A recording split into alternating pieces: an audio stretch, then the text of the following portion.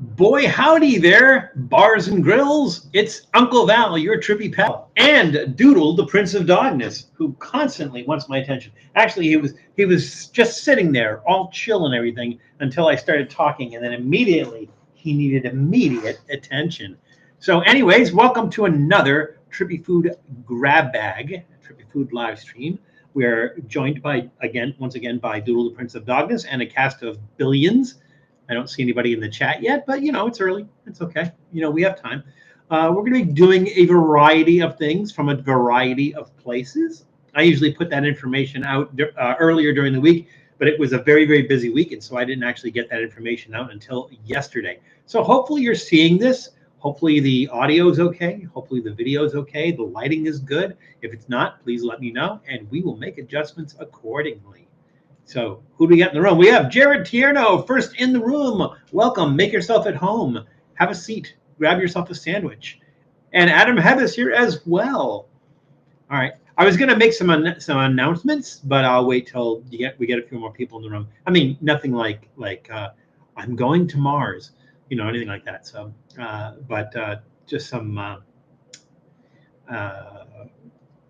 administrative stuff, I guess, is what you would call it. So here's Doodle, the Prince of Dogness, everybody.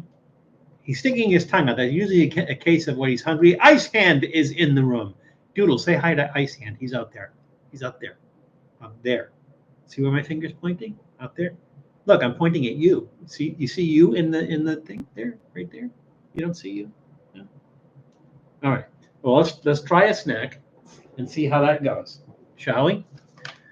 Today's Doodle snack is brought to you by Trader Joe's. This is Trader Joe's smoked chicken tenders dog treats. Delicious and nutritious. And I say delicious because I've tried it, so I know. Is that what you want? Yeah? All right. That's what he wants.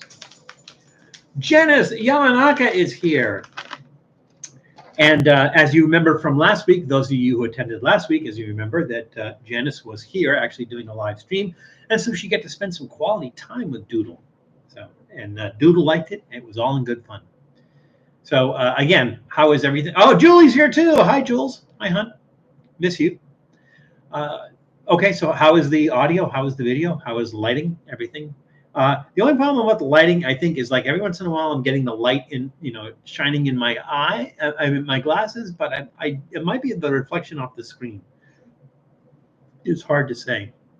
And I'm wearing my non-reflective glasses, so I do have another pair of glasses that I use to when I'm working on the computer.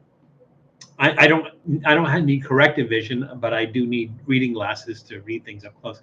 And I do have another pair, and I would wear them. Well, I'll show you. So I would wear them for the live stream, but they don't have a reflective protective coating on it, and these do. So these would probably be shinier.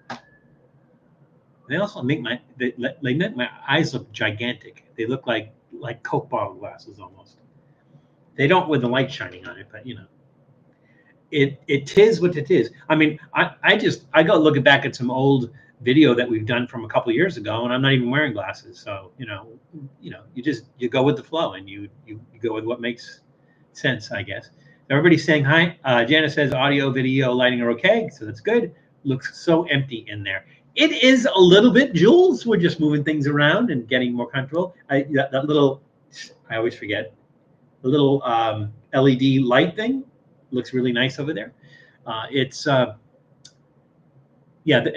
kind of has two settings. If you push the USB thing in all the way, it's so bright that you can't see the lettering. Well, at least on video you can't see the lettering. You can if you're in the room, but yeah. So that's there, and then the Trippy Food sign is there. There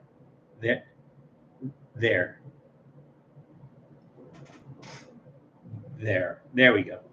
We got that. So yeah, we're just moving things around a little bit and spacing some stuff out. And, always changing things. So change is good. We don't fear change. Let's see. Everybody's saying hello. Eli, did I recognize you entering the room? If I did not, welcome. Happy Sunday to you. Maybe we'll get some of the overseas people. So we'll get we have not seen Greg of Tomorrow for a long time.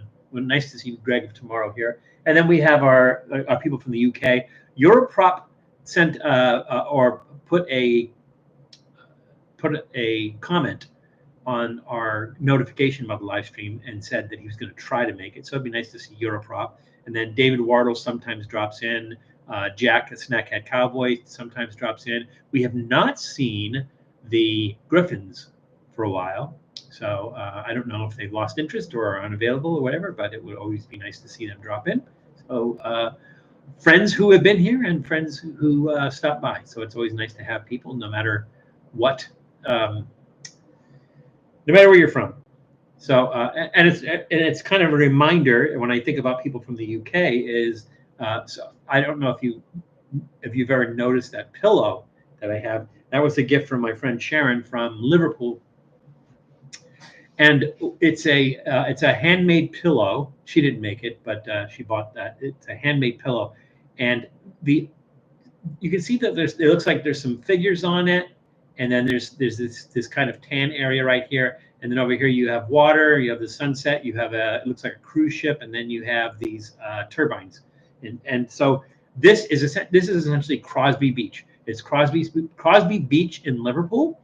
And I've been to Crosby Beach, and I think that's probably why she gave me that as a gift. I've been to Crosby Beach, and those figures that you see, like that guy there, and that guy there, and that guy there, those figures that you see are actually statues. They're iron statues, and they're buried at different depths in the sand. It's from an installation called Another Place, and I think it's Anthony Gormley, if I'm not mistaken, is the artist. And so when you go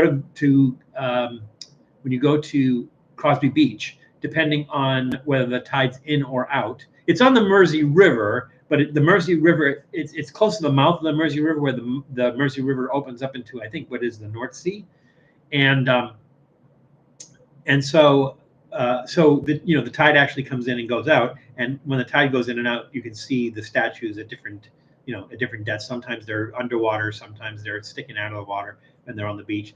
And there are wind turbines that are just offshore at Crosby Beach. So that pillow scene is Crosby Beach in Liverpool, and Liverpool is one of my favorite places that I've traveled. So especially other countries. I've been to a lot of other countries. Been to the UK, been to Spain, and I've only been to Madrid. I've been to Paris, France. I have been to Colombia and Mexico, and I think that's about it. And I've been to some other places that are kind of like territories and stuff. I don't know if you consider like the U.S. Virgin Islands. I guess it's part of the U.S., so you could say I've been to there, which is part of the United States. I've not been to the British Virgin Islands, and I think there might be some other ones too. So yeah. Done a lot of traveling, saw a lot of wonderful places, and I hope that trend continues. Traveling, if you get a chance to travel, do it, and don't say, "Well, I'm going to save my money and wait till someday when I'll be able to travel. I'll have the spare time to be able to travel," because sometimes that day never comes. Sometimes something happens, you don't have the money to do it. You physically can't do it anymore and everything. So you want to go and see things, do it. Make sure you do it. Sonic Jet is here. I want to date every sexy woman who's a YouTuber on here. I don't think there's enough time, Sonic. Let's see. Joshua Maxwell. Hey, I forgot. I did not mention you, Joshua, but welcome. Good to see you again. Glad you could make it. I see that you're still putting out videos. We have a lot of people in our live chat that do videos themselves. So be sure to check them out, including Janice Yamanaka, including Joshua Maxwell. And I apologize if I forgot anybody or haven't gotten anybody yet. Hello, and would you put crab cakes in your top 1,000 favorite foods? I would put it in probably one of my top 100 favorite foods. Because I don't know, if I sat down and made a list of 1,000 foods, that would just take a long time, and then it would be like racking my brain to put them in a particular order and everything. I would say I love crab cakes, Maryland crab cakes. Made with blue crab. Yeah, absolutely. I do like that. It's funny because last time I was visiting Julie at Trippy Food East, Julie made some crab. Julie, where were those not instant, but the frozen crab cakes that you had? What brand was that? Where did we get those? Do you remember? Yeah, I do love crab cakes, but it would be so hard to put together a top 1,000. Like, I mean, it's, naturally it's harder to put together like a top 10 or something. I could try that. I'm gonna try to do a top 10 of my favorite foods, and then maybe even do like a live stream, like try to feature those top 10. But the problem is going to be that a lot of them are in other places that are not immediately easy to get to, and or are difficult to make if I was going to make them. So, have you been to Jupiter or Neptune? I have not, and I have not been to Uranus either. Maybe you were expecting that, Sonic. But hello, and would you? Okay, when you got that one, let's see. Everybody's just saying hi. Did I get everybody? Steve Russell, I answered your question, but I didn't know if I said hello and welcome. So hello and welcome. Oh, Doodle came back. Now he's just chilling. See, he had a snack, and now he's just chilling. So Doodle, everybody, the Prince of Darkness. He's just chilling with us today. So at some point in time, he'll pop up and say hi, I think. Hey, Pingu is in the room. Welcome, Pingu. So again, today we're doing another grab bag. Today's grab bag is brought to you by Trader Joe's. So this is one of the generic Trader Joe's bags. So Trader Joe's, depending on what state you're in, Trader Joe's has bags that are specific to that state. Some of them specific to that city. So I know that we have some Portland, Oregon bags. We have I want to say Nashua, New Hampshire. I think it's Nashua, New Hampshire. We have a New Hampshire bag. So it's kind of fun to pick those up, when you're traveling, to stop at a Trader Joe's and get a Trader Joe's bag from a different city. We also have a Five Below bag. We have a Market Basket bag. So yeah, that's fun stuff. I'm the new room admin. Oh, okay. Well, welcome, new room admin. Nash Vegas, New Hampshire. Yep, Nash. Oh, Nashua. Why do they call it Nash Vegas, Jules? It said Nash Vegas, like Nash Vegas, and like Nashua. It is Nashua, in fact. So I hope everybody has had a great week. Mine was extremely busy. So you probably noticed that I usually put out the notification as what we're going to do on our live stream, and you probably noticed that I didn't get to that until last night. So last night I was putting out the notification as what we were doing. So it was a little bit late. Oh, also wanted to, Janice, as long as you're here, I'll thank you for joining us for our live stream last week. That was a lot of fun. And hopefully we'll get a chance to do that again sometime in the future. We also recorded some other videos, and so you'll start to see those trickling out tomorrow. I think tomorrow's the first one that you'll see that we recorded with Janice. So be on the lookout for that. Am I invisible? Well, I can't. You're not invisible in the chat because I can see your name says King John, but I don't know if you're physically invisible. You might be. It's not. You can see me. I can't see you. So maybe you are invisible, John. But also welcome, John. I'm working a double today. That's the only time a double is good is like you're having a double, which is the In-N-Out. And if you don't know what a double at In-N-Out is, yesterday's Trippy Food episode was on the mustard burger at In-N-Out, and it was a double. So you can get to see what a double looks like. If you're unfamiliar with In-N-Out, and I'm not surprised that you would be unfamiliar with In-N-Out because it's a West Coast thing. They're not farther. They're no farther east than Texas. So you get to see what an In-N-Out is. There's a city in Florida called Jupiter. There is a Neptune city in New Jersey. Yeah, and there's a Mars, Pennsylvania, and I know this because as a kid we lived near Mars. We lived in Zelienople, which is near Mars. So we lived near Mars, Pennsylvania. So I'm pretty sure if you look around, you're going to find probably all the states. There is a place, and I can't remember the name of the town that it's from, but it's called the Uranus. I think Uranus is the correct pronunciation. Most people say Uranus, but I think Uranus is correct. It's called the Uranus Fudge Factory. And so, yeah, let your mind wander as much as you want on that. But apparently, they're very popular, and they have dozens and dozens of sayings that are appropriate to their name. Sort of like up near Julie, there is a meat market, and Julie, you'll have to remind me of the name the name slips my mind right now, but there is a meat market near Julie, and their motto is "You can't beat our meat." So I will be getting that T-shirt at some point in time, but they have weird hours, and every time we've gone there, they haven't been open. Let's get some food. I got some food here. In-N-Out Burger is always good. It is good. You can take the picture of the French fries off there because they aren't good.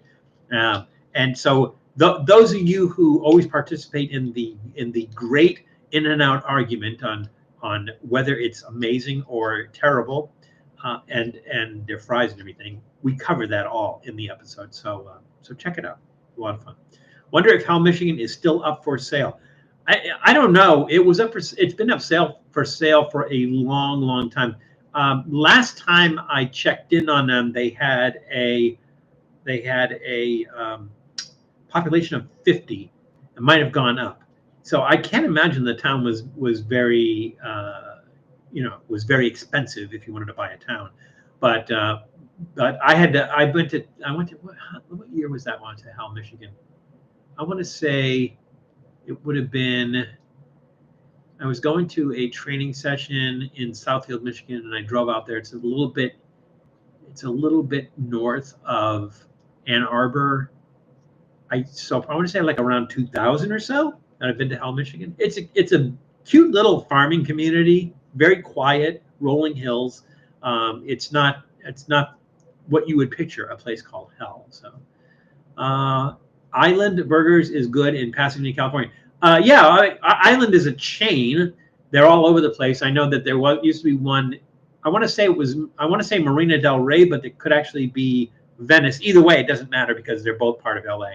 But there used to be one there. So Island is all over the place, and they are pretty good burgers. I've not been in a couple years though. I should probably go to Island and try their burgers again. But they used to be pretty good. In-N-Out is mid. Eli, I would say the burgers are pretty good. Their burgers are pretty good, but you have to get a double because the patties are only 3 ounces. So if you just get a single burger, there's not much meat in there. But the meat is good. The burgers themselves are actually good. The fries are trash. They're just trash, and and people suggest making them better. But Brown and Budnick Meats. Thank you, Jules. That's the name of the butcher shop that I was telling you about that we're going to get the T-shirt from. So my Cobra. Oh, yeah, Cobra is my nickname, so I included it on my YouTube channel name. John, I didn't know you had a YouTube channel name. What is your actual YouTube channel name? Let me know what it is, and I will check that out. I didn't realize that you had a YouTube channel. Someone bought Hell, Michigan in 2023. Janice, do you know what the asking price was for Hell, Michigan? Great beer, nachos, onion rings, fresh fish sandwiches, and hot dogs. Oh, at Island. Yeah, Islands is solid. I've never had a bad experience. I've eaten there multiple times, but like I said, had not eaten there in years. But yeah, it was always good. I used to go to the one in Marina Del Rey, which is right out in Washington, I think, and just to walk down there and go to that one. So Islands is always good. My brother-in-law, Richard, who told me about the mustard burger at In-N-Out, his son worked for Islands for a while. It was a chef for Islands for a while. My name on this chat is my YouTube channel. Oh, okay, John, I will check that out. Thank you. All right, we might as well get started. It's like 1:18, and I'm still talking, and you guys haven't said Val. Just shut up and let's get on with it, right? So we start with our adult beverage. So this is our adult beverage for today. And this is from Lomza. I think I'm pronouncing that correctly. I'm probably not. Lomza Brewery. And this is miodowe, I think is how this is pronounced. Here, let me get you a close-up of that. Miodowe is how they pronounce it, if I can trust the pronunciation. And this is miodowe honey beer. So Broar Lomza, which is Lomza Brewery, was founded in 1968 in Warsaw, Poland, as part of the National Food Industry Enterprise. So it was a cooperation, and it is a honey beer. It is a beer made with honey. So I'm going to throw out the first trivia question here based on that. And the trivia question is, what is the name for beers brewed with honey? Now, it is not mead, because mead is an alcoholic beverage made from from honey. I'm talking about a beer brewed with honey. There's another name for beers brewed with honey. What is the name for beers brewed with honey? So let's just get on with it. Everybody, welcome back. Richard Simmons, back from the dead. If you remember the live stream we did from Trippy Food East, where we had a dead Richard Simmons. I could show you him here, but you know, Julie's not here, so I mean, she's not physically here. Freak Guru is in the room. Welcome, Freak. Good to see you again. Glad you could make it. Let's review. Do you finish the beers after the stream? Eli, that's an excellent question. It depends on how good they are. So in most cases, yes, because I'm a one beer a week person. So on every Sunday when I do my live stream, I have my beer, and then I finish that, and that's my beer for the week. And I always I never tried to do the same beer twice in a row. The only time is like if I'm not live streaming, I will have a beer on either Saturday or Sunday. And I might have something, if there's nothing else available, I might have something else I've tried before and liked. But for the most part, my beer of the week is usually the one I have on my live stream, and I just continue to drink it after the live stream is over. However, I would say that there have been times when I've tried a beer that has not really been good and did not finish it. As Janice will attest to, last week, the beer that we did last week was it was not good. It had the potential to be good, but the problem was it had such a high alcohol content that's all you could taste was the alcohol, as you remember. And so that I did not finish. And I hate not finishing things because I feel like it's kind of a waste. I'm not like usually if I'm here with Julie or if I'm doing the live stream with Julie, if I'm doing it with Mackenzie, if I'm doing it with Janice, whoever it is, I'll either send them home with leftover snacks or like in the case with Julie, the kids will eat them and stuff. So yeah, I don't like waste, but sometimes the beer is just not good, and don't like it. May I suggest an imperial stout of your choice for a live stream? I think we did an imperial stout recently. When did we? I'd have to take a look back, but I want to say sometime in the last month, within the last month, we did an imperial stout. Now, Eli, if you have a suggestion for an imperial stout that we haven't done before, let us know, and we will definitely try that. So, yeah. He is a good dog. He's just Doodle's just chill. I got the beer in front of him. I'm still having a hard time trying to figure out how this works. There he is. Here he is. So he's there. Hey, saw the soda video with absinthe soda and revealed the secret to the taste was wormwood. That reminded me of another alcohol known for using wormwood, Malort. I didn't realize that Malort had wormwood in it. What are your thoughts on Malort? It's funny you mentioned that, Freak Guru, because Malort, I believe, if I'm not mistaken, Malort was my first video. So the first video I ever did on Trippy Food, almost 10 years ago, was Malort. The funny thing is when I go back and I look at those videos that I did like 10 years ago, they're cringe. They're just like, I cringe when I look at those videos. I just like, I didn't have my act together much. So I was just trying to figure out how to do things. Jeff was producing them, so he was pretty much telling me, how to do it, what to do. He was actually doing the editing and stuff like that. So we have grown a considerable amount since then. But I believe it was one of my first ones. What I'm thinking of doing, and I'll throw this out to you guys if you think that's a good idea. What I'm thinking of doing is I'm thinking of taking some of my early videos and then redoing them, like just updating them and doing new ones. I would like to do another Malort video, but in that one I just kind of like drank it. I had like a shot of it or something. I can't remember what it was. I just drank some of it and that was it. And I would like to make a cocktail with it or do something like that. So I'd like to do that. So you guys let me know if you think that's a good idea. I would like to take some of my earlier videos, maybe retire them, unless you guys have entertainment value, but redo some of my earlier videos. Would like to do that.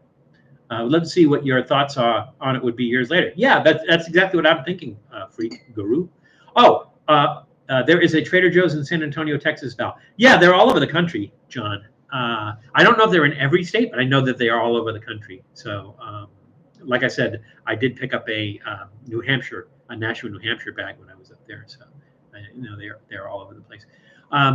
So I'm sorry, you bring up an interesting thought, Freak. So let me just kind of let you guys know. In the community page, I have a poll set up.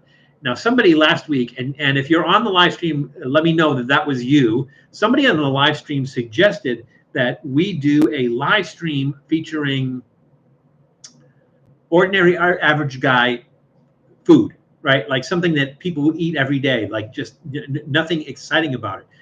And I thought about that for a second. Yeah, but would that be interesting to anybody? But then I thought more about it, and I thought, well, it would be good to do that for two reasons. One, it would calibrate my palate, right? So basically, I would be reviewing and tasting and making comments on something that's a known commodity, right? And so, but just kind of retasting it, even if something I ate on a regular basis.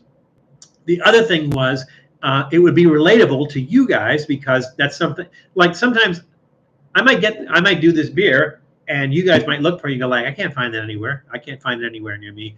But if I'm reviewing, ordinary average guy is what I'm calling them, foods, you guys have complete access to them, and you guys know what those taste like, and so you guys can relate that. So I'm going to leave that up to you, and I'll tell you that on the community page, I do have a poll there. So if you go to the poll, just answer yes or no. Do you want to see me do that? And if the answer is yes, then make some suggestions for some of the things that you would like me to review.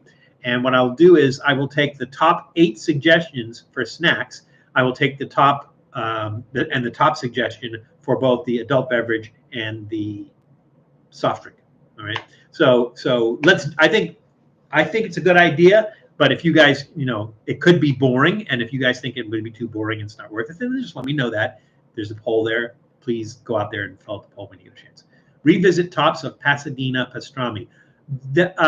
Sonic, I would like to do that, but I think what I'm going to do is I'm going to do a pastrami dip crawl. So basically, I'm going to hit Tops, Lucky Boy, The Hat, and Johnny's. I'm going to hit all 4 of those, and we're gonna just kind of compare all 4 of those, because those are the top pastrami dip sandwich for the place. So I do plan on doing that. I just need to find somebody who's willing to go. I mean, I could do it over a period of time and then just put the videos together and everything. But I definitely want to do that. Oh, thank you, Janice. Janice, did you happen to notice? Was that the first episode? Janice posted the Malort episode. But again, I do want to revisit that, so I'm thinking of doing that. No Doler products, though. No, I do not want to experience pain, John, so I will not do any Doler products. Could be comical and set a starting point. It could, freak. So let me know. Sonic, you suggested that. Spam Vienna sausage. Well, thing about Vienna sausage, we're doing some today. So I don't know. They're not, just the regular Vienna sausage. We also did Vienna sausage when when Tom made, I think it was 3,000 subscribers. When Tom got to 3,000 subscribers. And he did the oysters with, what was it? The oysters with Vienna sausage with blue cheese dressing with chocolate sauce. So we kind of did them. We can do them before. We did Lunchables. Which one did we do? We did the pizza Lunchables, I think. So we have done those, but again, maybe we just go with one of the more ordinary ones. I suggest a Duvel beer. They make many styles, a bit pricey, but I think Total Wine has singles. Oh, okay. Yeah, that's an excellent idea, Eli. Do me a favor, just so that I don't forget about that. Can you put that in the suggestion box? And I'll see if I can get one for next week. I think, if I'm not mistaken, they have Duvel beer at Cosmos World Market. I'll have to check. I have seen it. Ordinary foods like peanut butter and jelly sandwiches. Trippy normal foods. Or I just call them ordinary average guy foods. Yeah, we can do a peanut butter jelly sandwich. Have to do it on white bread. They have to use not one of the fancy peanut butters without salt with all natural whatever. It would have to be like Skippy or Jif or something like that. Yeah, we'd have to do something like that. I think it's a great idea, Sonic. So obviously, put your suggestions in there, and we will get to it. I know you think it's a good idea because you suggested it, but we'll see if anybody else does. If you do it, you could do the food review and then what you would do to fancy it up. Yeah, exactly. Or like if I was going to do it a different way. So take that peanut butter and jelly sandwich thing as an example.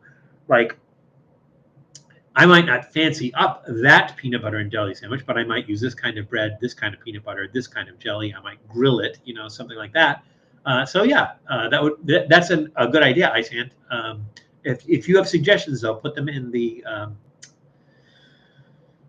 it's not the suggestion box, but it's on the community page. So yeah, put them out there. Love to do that. Love taking Vienna sausages and wrapping them in croissant dough and baking them. Oh. So it's sort of like what do they call that? Pig in a blanket? Well, pig in a blanket is two different things. So one, a pig in a blanket is in cabbage leaves. It's like with rice and cabbage leaves and everything. They call that a pig in a blanket, like sausage, I think, in a pig in a blanket. But I think other people call that pig in a blanket too. Maybe close to like a toad in a hole. I think it's like a toad in a hole, but just a different version of it. The only person to see review Malot that actually enjoyed it and drinks it on their own time is Pink of Cult Moo. Again, as just like a shot drink, it's a bit hard to get used to. But again, I think there are recipes online for drinks that you can make with it and everything. And I think I would like to try that. So yeah, we'll definitely check that out. And that episode was from March 6th of 2015. So almost 10 years ago, about a little over 9 years ago. Skippy, Jif's, Smuckers are good peanut butter brand. Well, I don't know if they're good peanut butter brands, but they're good peanut butter brands to use for this thing. I suggest value do lobster and liver, pickles, and ghost peppers combined together. Lobster and liver, pickles, and ghost peppers combined together. Huh. It's an interesting combination. The tricky part is how to do it. Like to make like a lobster roll with the liver. And John, are you talking about beef liver, chicken liver, turkey liver? Like what kind of liver are you suggesting? The other stuff is pretty straightforward. Time to drink the beer. Thank you, Janice. Do you think that the Russian soda would make a good mixer? I like sour things, by the way. You're talking about this one here? I think it's Armenian. I don't think it's Russian, but I don't. Oh, wait. I'm sorry. You're talking about the kvass, the bread soda. I think it would help to make it a mixer because it would help to kill that taste. I mean, it just tastes like fermented, bread with alcohol. Look at this thing. It's already bubbling. And up from the ground come a bubbling beer. Honey beer, that is. Nice light color. Trippy Food Tornado. Nucleation. I remember that, Janice. Only took me about 18 tries, but I got it. Nucleation.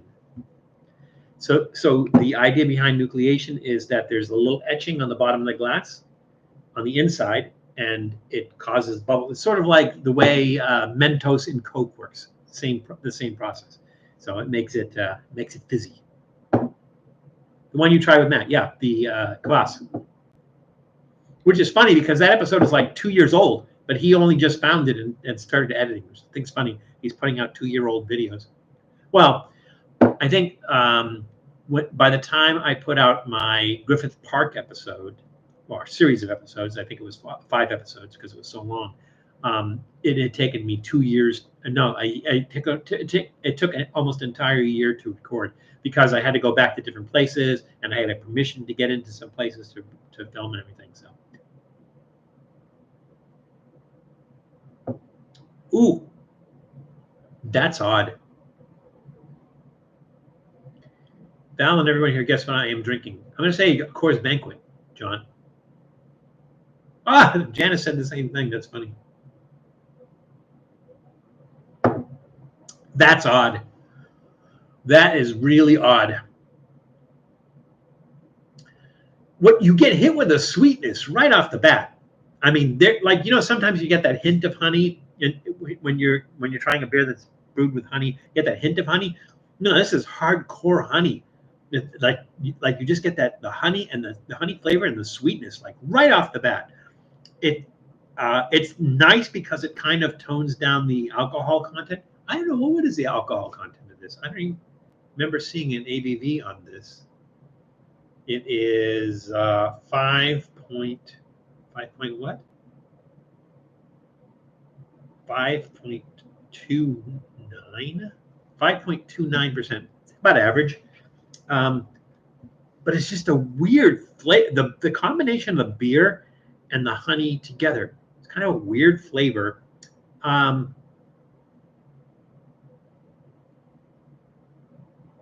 It's really odd. It's really odd because your tongue, your taste buds are telling you like, what is that sweet? Like I've had sweet beers. I've had like things with, beers with fruit and stuff in it, but this is off the charts. This is crazy, crazy sweet. I mean, they seriously use a lot of honey in there. I'm going to give it a thumbs up. Now, I can't see like pairing this with anything. I can't. It's just I don't. I think it's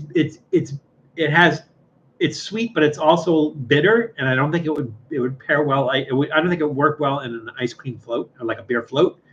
I don't think it would work well in a beer float. I don't know what I would pair this with.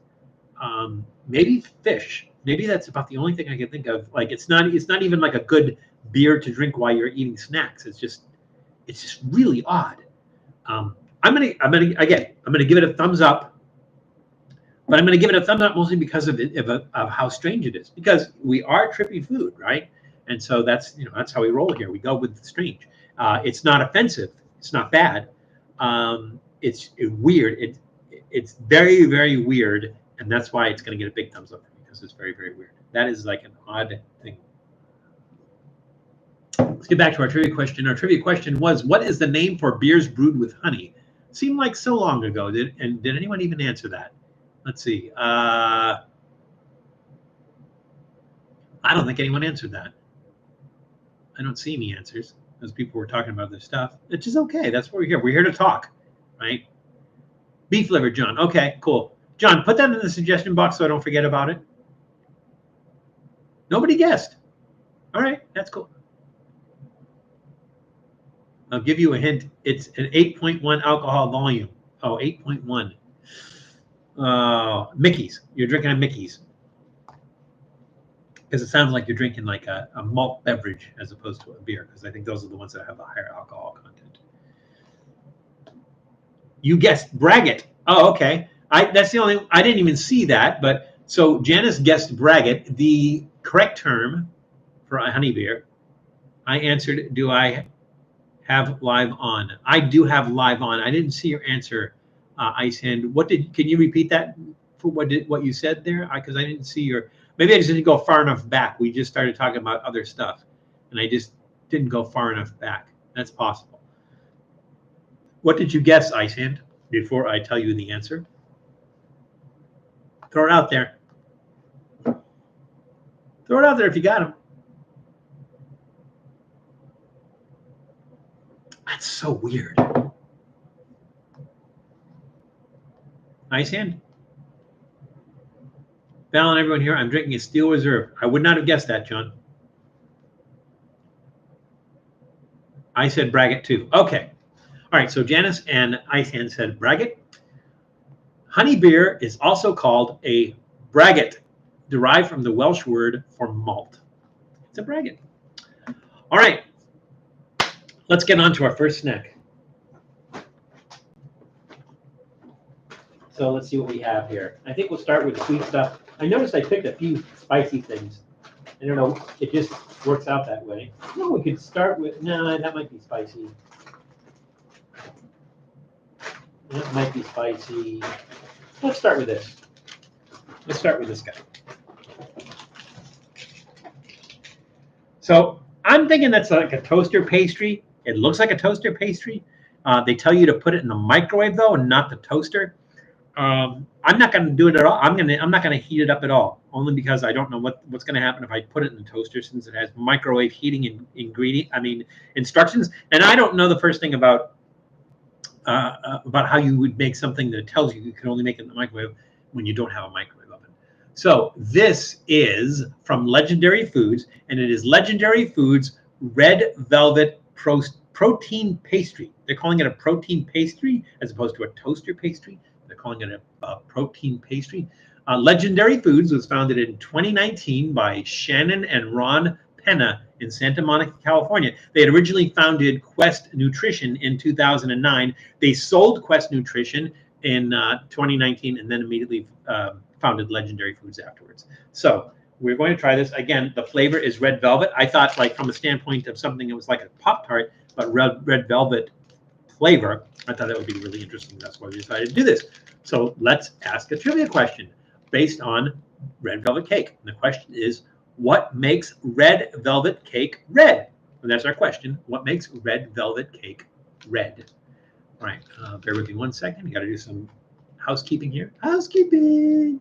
All right, let's go ahead and try that. Now, what would you do if you woke up in a bed of bloody maggots? Wonder how I got in a bed full of bloody maggots? It's a Pop-Tart. That's right, Jules. Like a Pop-Tart. I can't open this stupid thing. It's a Pop-Tart. So as long as we're on the Boston accent, one of the things that I find funny, especially on people who do like little TikToks and stuff like that, little joke YouTube videos and stuff on the Boston accent, one thing that they forget is that how to pronounce the R when the R comes in the middle of the word. Because there is a special way to pronounce the R when it comes in the middle of the word, but it's not, you don't use the ah, it's not like that.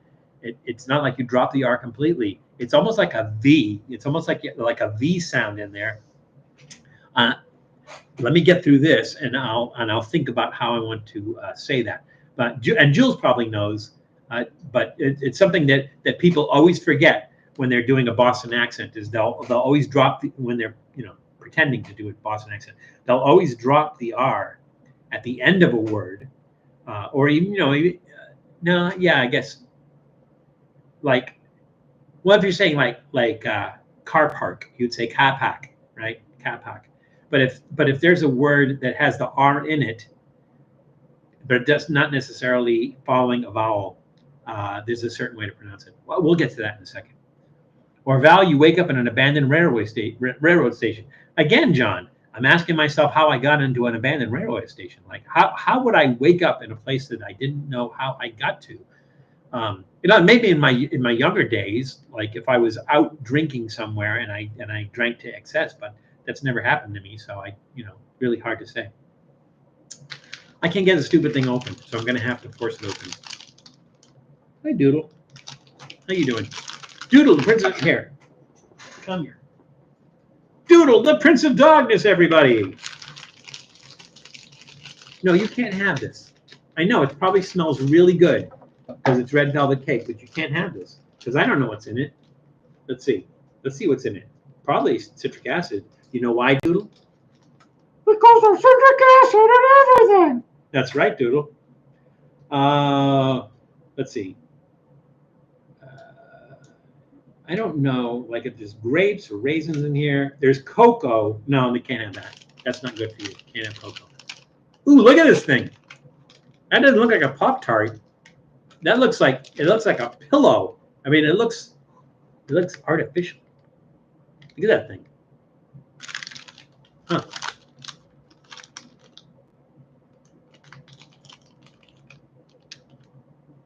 Bright red.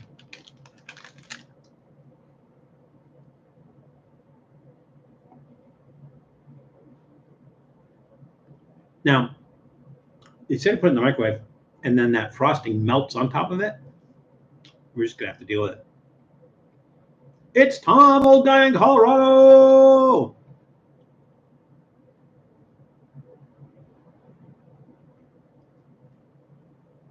This is nothing like a Pop-Tart. Pop-Tart's really dense. It's kind of crumbly. This is more like cake. I mean, it really tastes like a cake. I mean, it tastes like somebody squished a cake down, but not like, it doesn't taste like a it's the best way to describe it, a Pop-Tart, like a pie crust. Like Pop-Tart almost has the texture of a pie crust. This does not. This is like a cake. Ooh, there's a certain amount of spiciness to this. By spiciness, I don't mean like capsaicin spice. I mean like black pepper, cinnamon kind of spice. Doodle, everybody's saying hi. You gonna say hi? You gonna say hi, Doodle? You gonna say hi to everybody?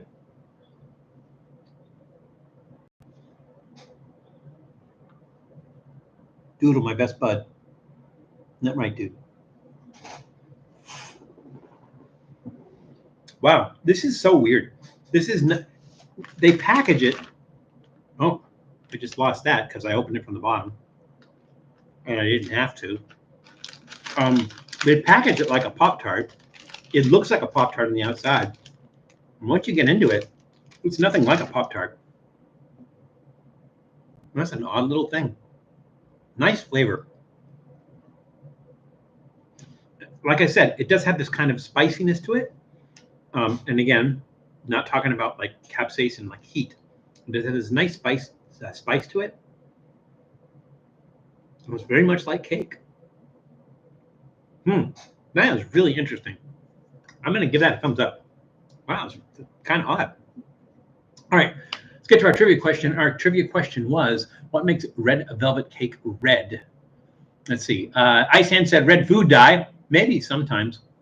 Also, I know some people that say that they put beet juice in it to make it red, but it's not why it turns red.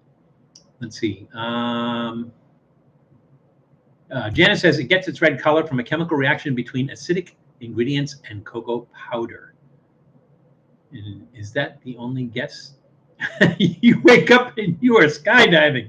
Wow, I don't know. Like, you better hope you wake up and you're skydiving, because if you don't wake up while you're skydiving, you might wake up for a second when you hit the ground. So that would be odd. Yeah, Janice, of course you are correct. And the compound is called anthocyanin. Anthocyanin. It's a antioxidant which is found in cocoa, and it reacts to the acids and bases such as buttermilk and vinegar that they put in the red velvet cake that turns red. So that's why red velvet cake turns red. So you are correct, Janice. Or Ed. I'm not sure who answered that, but yes, you are correct. All right, a little bit of housekeeping there, so it makes this readable. Let's see. Did I miss anything? Better hope you are in tandem if that happened. Yeah, for sure, for certain. And the guy is waking you up, like slapping you in the head, go like, "Wake up, jerk! You're falling out of an airplane." Val, definitely need to meet you someday. Yeah, we'll have to figure that out. Like, I was thinking, like when I'm doing some traveling and everything, is doing like sort of a meet and greet thing. Like, hey, everybody, I'm going to such and such a place. Let's all meet. So while we were filming, I picked up some double red sweet corn. I can't tell if that word is corn because there's a little icon on top of it, but double red. It looks like it says double red sweet corn. And if that's the case, I've never heard of double red sweet corn. Wow, that's interesting. Alrighty, so that is snack number one. Let's go to snack number two. Hey, Doodle. All right, so we're going to do the non-spicy stuff here, I think. If we have, no, that's spicy, that's going to be spicy. Yeah, all right, let's do this one. That's fine. All righty then. So this is from Bumble Bee, you know, like Bumble Bee tuna, the same Bumble Bee thing. You did say red sweet corn. Wow. Wow, that sounds interesting. Never heard of it. Although, you know, I have seen different colored corns. I think we did something where I used a multicolored corn for it. And I can't remember what it was. So there we go. So again, this is from Bumble Bee, the Bumble Bee Seafood, I think is the name of the company. And this is called Snack on the Run. And this is ham, salad, and crackers, which is odd for Bumble Bee Seafood. Everyone knows them for tuna, but this is ham salad. So ham, salad, and crackers. And I'm guessing everything that you need is in that box because it says on the run. So Bumble Bee started out in 1899. 7 salmon canners in the Astoria, Oregon area formed the Columbia River Packers Association, the CRPA. The Bumble Bee brand was introduced in 1910. In 1961, Castle and Cook acquired CRPA by merger and changed the name of the company to Bumble Bee Seafoods. And then the company was sold multiple times, the last time having been sold to Lion Capital in 2010. Now, those are usually capital, when it's sold to capital companies, It's just the people who are buying. They're buying it as an investment. So the company is still the company. It's just held by or owned by, by a capital venture company or something along those lines. So that's what the deal is. So the question, being that Bumble Bee started in Astoria, Oregon, is what tourist attraction was built in 1926 in Astoria, Oregon? It's still there, and it's still the biggest tourist attraction of Astoria, Oregon. And it is not the Goonies house. What tourist attraction was built in 1926 in Astoria, Oregon? All right, there we go. Val, how about some snot-flavored coffee? Again, John, remember, our limitation was we don't do anything involving body fluids or semi-fluids. We just don't do that because it's a biohazard. We don't do biohazards. You would be okay, modern skydiving equipment opens automatically. I would hope so. I'd still wonder how I got on the plane, out of the plane, in the air, still stayed asleep. I don't know that. All right, let's check this bad boy out. I hope it's not a big mess. I hope I don't need a bowl. It shouldn't be because it says snack on the run, right? So the idea is that you should just be able to eat this. All right, so here's how this works. Little spoon, well, it's like kind of a flat spoon. So I guess you could use it to spread. It's ham salad, so we'll have to see how fine a ham salad is. Obviously, our package of crackers. I don't think it's poke. Oh, I thought you were talking about this. Hey, Pokey Sly, how is it going? Glad you could make it. Always good to see you. Glad you could join us. I thought they were talking about what I was eating. And then this, which Doodle's going to think is his food, because his food comes in a can right around this size. It's not your food, Doodle. Oh. Thing just came right apart. We could be in a little bit of trouble here. Let's see. Always keep tools handy. That is not a good development. But we will get this open. Somehow we will get this open. I wonder if it'll taste like...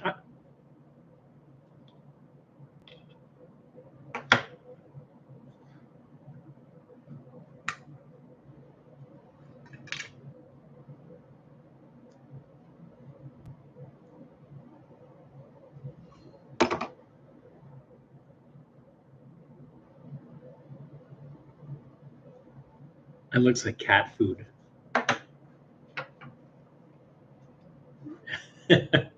Because I'm me. That's right, Jules. Are there any good frozen crab cakes out there? Yes, Julie, tell Steve which crab cakes we got that were really good. I think we got them at Market Basket. I'm sorry, Market Basket. I think we got those at Market Basket, if I'm not mistaken. No, Doodle, you can't have this. I don't even know if I want this. But I'm doing a live stream and I'm committed, or I should be committed. And so I gotta eat this anyways. But this looks nasty. This just looks really nasty. No, it looks nasty. Look, you're sticking your tongue out like this is a delicious thing.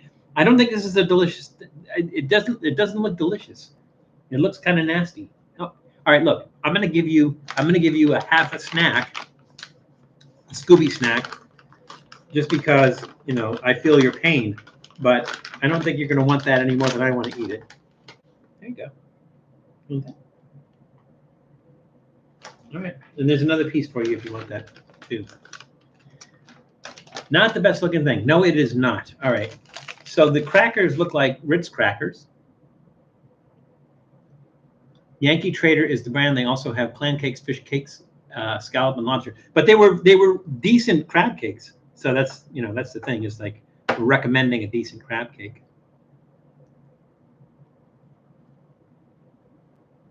And Yankee Trader sounds like something that they would sell in New England, but I don't know where else. All right, so that's the thing. We use a little spoon to put it on the cracker. That's going to end up on the keyboard somehow. And may God have mercy on my soul.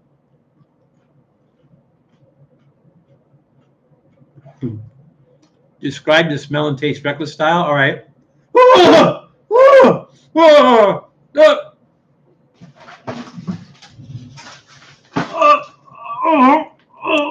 now we wrap this up. Tastes like there's pickles in there. Is there pickles in here? It tastes like pickles. There's vinegar in there. I mean, that's what it is. Kind of tastes like pickles. Light mayonnaise dressing. You know, it's hot out. I don't see pickles. Egg yolks. It's going to be in mayonnaise. Celery. Sugar. I don't know why you put sugar in there. Oh, I think they do put sugar in mayonnaise. This is a bizarre little thing.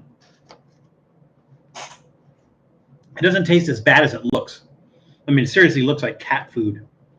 It doesn't taste that bad. I think they killed the ham, so that the ham is like the slightest flavor in there. Getting that vinegar flavor, getting the mayonnaise flavor. The only thing about the ham is that the ham is, well, you get the ham texture. So you get that chewiness of the ham texture. But that's it. Too much vinegar. Too much mayo. And an odd clash of textures.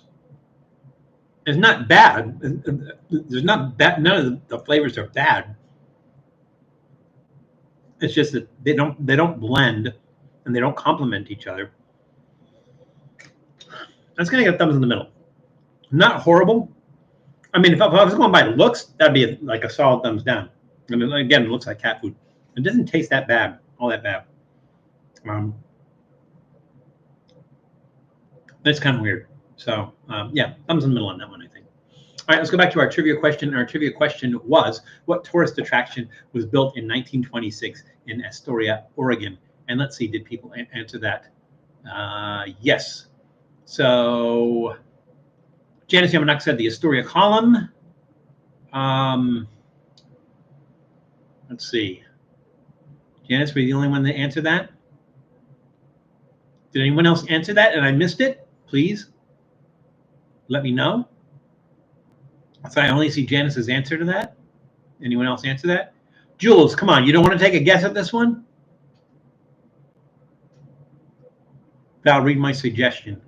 I thought I did. Which suggestion? Oh, I suggest you do a pumpkin spice tuna salad sandwich. Oh, that one's easy. I could do that right now.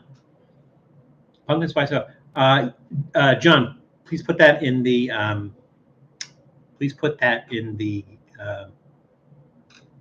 In the suggestion box so that I don't forget about that. That one sounds easy enough to do. We're gonna have to do some other stuff too. Maybe actually add some pumpkin to it. I think we'd do that. Add some pumpkin to it. I have to get solid pumpkin though, which might be difficult. Well, maybe not so difficult this time of the year. Waldorf Astoria. I don't think so. I hope they kill the ham, otherwise it'd be oinking when you eat it. Yeah, it could very well be. Mine was a water park. Chris was talking. I didn't hear the question. Oh, the question was, what tourist attraction was built in 1926 in Astoria, Oregon? The reason I suggested that you guess, Julie, is because you went there.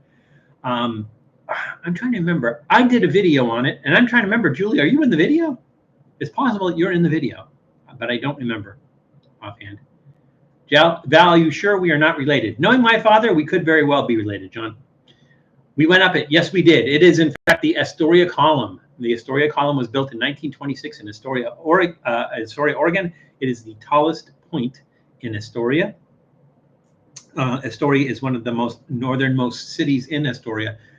It's also one of the most westernmost. So if you ever look at a map of Oregon, I'm doing it backwards, of course, and it does that little thing at the top where Astoria is right at the top of there, right across the waterfront. It's where the mouth of the Columbia River comes out, and right across the other side of that river is Washington State. That's where Washington State begins. So it is, in fact, the Astoria Column. And I have, hang on one second here. Let me copy this for you.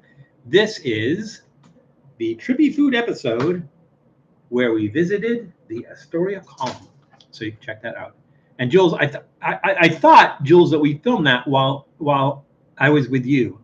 I didn't know if we filmed it when we were with you or not, because I've been to a Astoria column a bunch of times. But you see a dude. Well, he just took off. So I snacked him a little bit, and he not smacked, snacked. I gave him a snack, and he's off. So smashed my head on the wall in there. Yeah, I'm not surprised.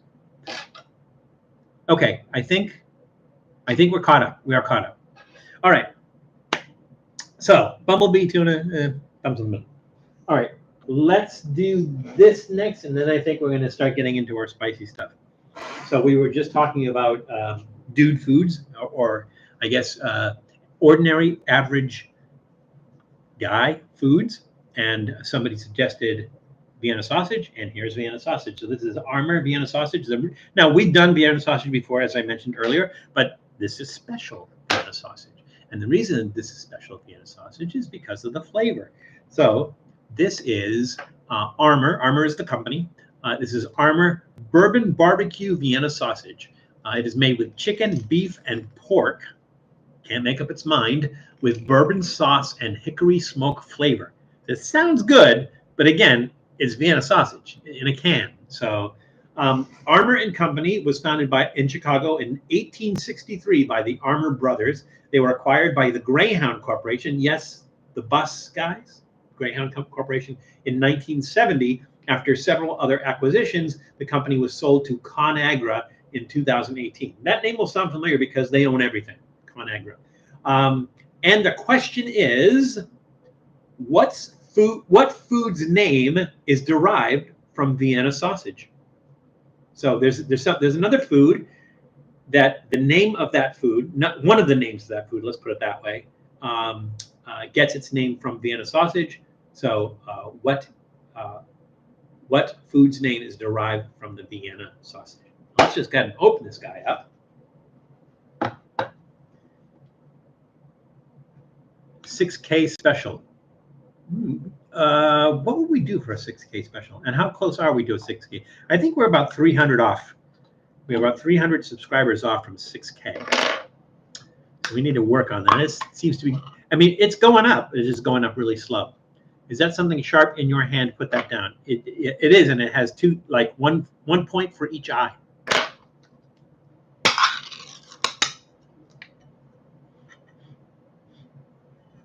And smell the barbecue sauce, which is good because these things have a particular smell that I'm not smelling.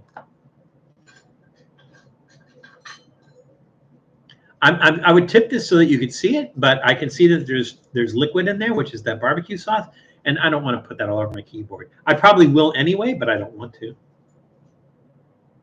There we go. Doesn't that look delicious?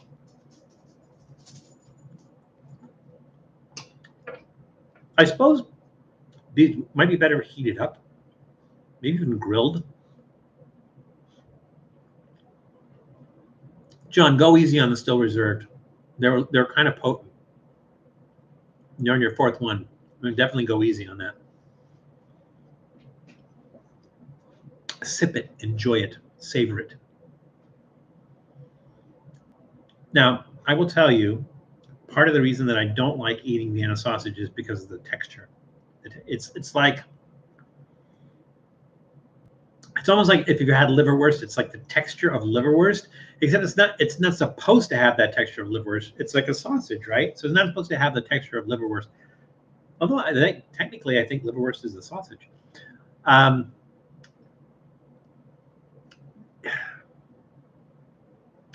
This sauce is kind of ketchupy.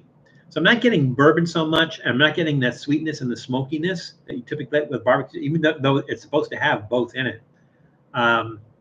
It's there, but it's like really, really subtle and really weak. Like I would think that the sauce would be a lot thicker for a barbecue sauce, and it's kind of not. These aren't great. Again, my thought was with that bourbon barbecue sauce, the smoky bourbon barbecue sauce on the Vienna sausage, that it would improve them, and it doesn't. It doesn't really help them at all. They're still Vienna sausage at the end of the day, and they're still not that great. They're a little bit better than bad, but still not great. I I'm going to give that a thumbs down, trending upward. So, and the reason it's trending upward is because the bourbon barbecue sauce helps it a little bit, but it's still at the end of the day, Vienna sausage, and that's kind of like a no for me. So yeah, thumbs down, trending upward on that. So let's go back to our trivia question. Our trivia question was, what food's name is derived from the Vienna sausage? So Julie says Vienna fingers. Isan says lady fingers. Don't dilute the jellyfish juice. Yeah, that's already on the keyboard. Let's see. Are they rubbery? No, they're not rubbery. They're soft and squishy. Janice Yamanak said hot dogs. Don't think I've had Vienna sausage before. Well, all right. So there's a difference between a Vienna sausage and a Vienna beef hot dog. Vienna beef hot dogs are the hot dogs that they use to make a Chicago dog. So if you ever have like a authentic Chicago hot dog, they're usually made with Vienna beef hot dogs. I think I might call them sausages. I'm not sure, but they're they're hot dogs. Vienna sausages taste like potted meat. They do, but I think I like potted meat better, only because potted meat serves a purpose, and these things are like wiener shaped. So the food's name that is derived from the Vienna sausage is the hot dog, but the name wiener for a hot dog. So wiener is shortened from the German phrase Wienerwurst, which roughly translates to Vienna sausage. So Vienna is the Wiener or wiener, and sausage is a wurst. So Wienerwurst is what they call a hot dog. So wiener is the shortened form. Wiener gets its name from Vienna sausage. So there you go. That's not good. All right, let's see. How many snacks do we do? We do 1, 2, 3. No, wait. Yes, 1, 2, 3. We did 3 snacks. One more snack, and then we're into our beverage. We're at the top of the hour. We're doing great. We're doing great time-wise. So there we go. Wiener Schnitzel. Yeah. You are correct, Julie. You are correct. The Scorpions. Ask me. You don't mind if I don't, Steve? All right, let's see. I'm going to pick something here. Those are thematic, so I need to put those together. Those are supposed to be hot. Let's do these next, and then we will go on to our other snacks. Hi, Doodle. Welcome back. Here, a little piece of snack. There you go. Yeah, that's for you. All right, these I'm kind of excited about, believe it or not. All righty, so these are from 7 Select, and as you know, 7 Select is one of the house brands of 7-Eleven. These are 7 Select Jamaican jerk potato chips. So basically, they're potato chips with Jamaican jerk spices on it. 7-Eleven 7 Select product line was launched in 2008. 7-Eleven was founded by John Jefferson Green in 1927 as an ice house storefront in Dallas. It was named Totem Stores in 1928 and then renamed 7-Eleven in 1946 because they were originally open from 7 a.m. to 11 p.m. So that's why they call them 7-Eleven. Now they're open, I think, most of them are open 24 hours, or if not 24 hours, close to 24 hours. So the question, what is the name? All right, and this has to do with Jamaican jerk cooking, right? What is the name of the people created when freed African slaves intermingled with the indigenous Taínos tribe? So what is the name of the people created when freed African slaves intermingled with the indigenous Taínos tribe? And of course, in Jamaica. All right, so let's go ahead and try these. Again, from 7-Eleven. Have you ever tried like jerk chicken? Now, I will tell you that when you go to do research on jerk spices, Jamaican jerk spices, the problem is that jerk is actually a verb, right?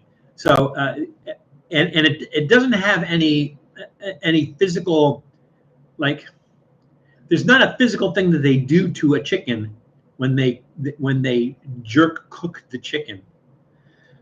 It has to do with the spices it's like a rub, and it's a combination of spices. I think allspice, and I can't remember what the other one is, or the two primary ingredients in Jamaican jerk seasoning. The problem is when you do the research on it, they talk about, all right, so I'm saying this from an academic standpoint, right? Because this is talking about the cooking method. So they talk about how they would jerk meats or jerk chicken, all right, and being a verb, right? That's it. We're not gonna go into any more than that. But it's when you go into it, it's like it's not a adjective. It's a verb. Whoa. Now, what would you do if you were inside a tornado? My first guess, John, is die.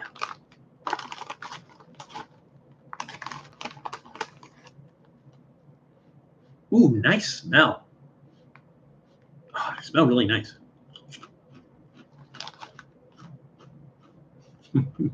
Julie, you are a moderator. Ooh. Oh, wow. Oh my God. I mean, that's a good, oh my God, I'm sorry. The flavor, the spice level. I guess that second ingredient is some kind of peppers. It's allspice and some kind of peppers. What did I do? I just like wiped it on my nose. Hey, Pudding Power is in the room. Welcome, Pudding Power.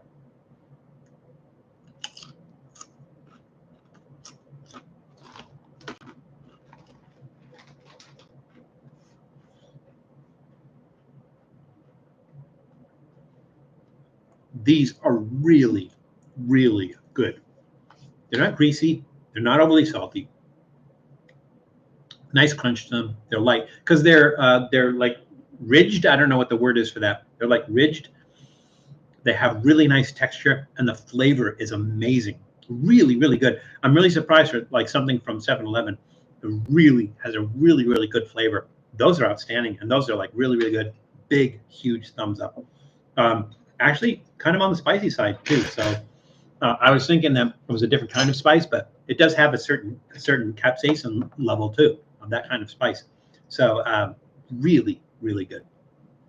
Let's go back to our trivia question. What was the name of the people created when freed African slaves intermingled with the indigenous Tanos tribes? And let's see. Julie said Rastafarian. Ice said mestizo. Janice said maroons. It is, in fact, Jamaican maroons. They call them the Jamaican maroons. I don't know why. I don't know where the name comes from. They didn't specify. So, what is that? Is that a little white thing? Oh, it's not. Light off my button. Yeah, Jamaican maroons is what they call them. And so they're the ones that the Tanos tribe originally did use those spices and those seasonings and everything to cook their meats, and then the Jamaican maroons continued that tradition, and so they carried it forward. So that's where jerk seasoning and jerk cooking comes in. Ah, that's so weird. It's a rat, Phil. It's a rat. So what you're saying is those chips are Jamaican you crazy. They're Jamaican me crazy. All right, is there any way to pin the suggestion box at the top? I think I might be able to do it. To pin the suggestion box. Let me see. Bear with me 1 second. Let me see if I can get that done while we wait. So pin the suggestion box. Let's see. That's a good idea. I like that idea. Uh-oh. Where'd I go? Oh, I'm there. Okay. No worries. Let's see. Can I pin the suggestion box? Let me find it. Yeah, because it's like all the way. I can get rid of some of these other things too, though. I should get rid of some of these other things. All right, there's a suggestion box. Let's see. Edit, delete. It will not let me pin it. Why will it not let me pin it? That's unfortunate. It will not let me share. I can share it. I can edit. Oh, well, let's see. Let me try edit. Nope, that just edits the text. It doesn't look like, can I drag it? I can't drag it. Unfortunately, I can't. It's a great idea, but unfortunately, it doesn't look like I can do that. So I'm sorry about that. Alrighty, time for our, this is so good. Time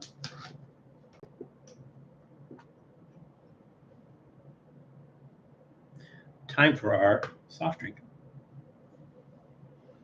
Let's see. Julie and Val and everyone here is awesome, and I love you all. Well, we love you too, John. That's why I'm asking you to go easy on the alcoholic beverages of your choice. All right. So we are going to try Noi, at least I think I'm pronouncing it correct, Noi pear lemonade. Now, this is from Armenia, and typically when we see Eastern European, Middle Eastern lemonades like this, they have some other flavor in it. I don't know why. So it's not really technically lemonade, but as a matter of fact, I didn't even see lemon in the ingredients. So Noi, the Noi product line is from RRR, or AAA, as they say in Massachusetts. RRR Mineral Waters Plant was founded in Yerevan, Armenia in 1976. Right, and so this is pear lemonade. It is carbonated, I guess naturally carbonated, non-alcoholic beverage, carbonated Noi lemonade pear.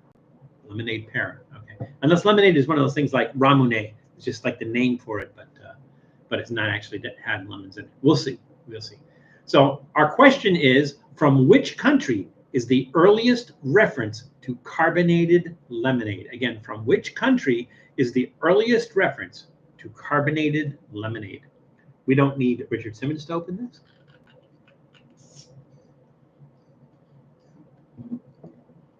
Do you have two tiny valves? I do. So this one was 3D printed and painted by Julie. So it's a little bit larger than, got my big fat head in the way. So I'm holding up a turkey leg in one hand and a cup of coffee in the other. I have my Merce, my man bag on, and I'm just kind of walking down, ambling down the road, easing on down the road. And then the other one, this is a plastic figure that I got at Archie McPhee in Washington, in Seattle, Washington. So Archie McPhee, they're the ones that do the horse's head stuff. And we've done some of their products, like their weird flavored candy canes and stuff. But as we did an episode at Archie McPhee, Janice, could you do me a favor, see if you can find our Archie McPhee episode where we actually went to Archie McPhee, so you guys can see what visiting Archie McPhee is like. They're up in Washington State, and they had this whole bin of plastic figures, and they had this one, and I looked at it and I go like, oh my God, that's me, that's Val. Now I will tell you that he was wearing, I think it was like brown pants and a pink shirt, so I had to kind of paint him to look like my clothes. And then the little doodle here was a gift from, I'm trying to remember, Julie, help me out. It was either Haley or Chloe gave me that little doodle dog, and I thought he was just the right size and perfect to like glue on there with Tiny Val. So that's where the two Tiny Vals come from. In case you didn't know. I didn't know there was a whole lemonade debate. Apparently everywhere else in the world it is carbonated. Did not know that either. Well, that's an interesting smell. It doesn't smell like pear though. It's an interesting smell though. Actually, technically, let's see. Yeah, I do have another of the Archie McPhee Tiny Vals, and Julie has one as well. I think originally this figure was carrying bags, like like these grab bags, and I think Julie still does. So Julie, correct me if I'm wrong. The Tiny Val that you have is still carrying bags, right? So technically, I have 3 Tiny Vals. You can go up there too. We're being attacked by Vals. She was happy when she saw him glued next to Tiny Val. It was Coco. Okay. Yeah, it was perfect. It was just the right size. It just he looked like he needed to go there. So Coco being one of my granddaughters, for those in the chat who didn't know. She gave me the little doodle, and I put the little doodle on the tiny Val.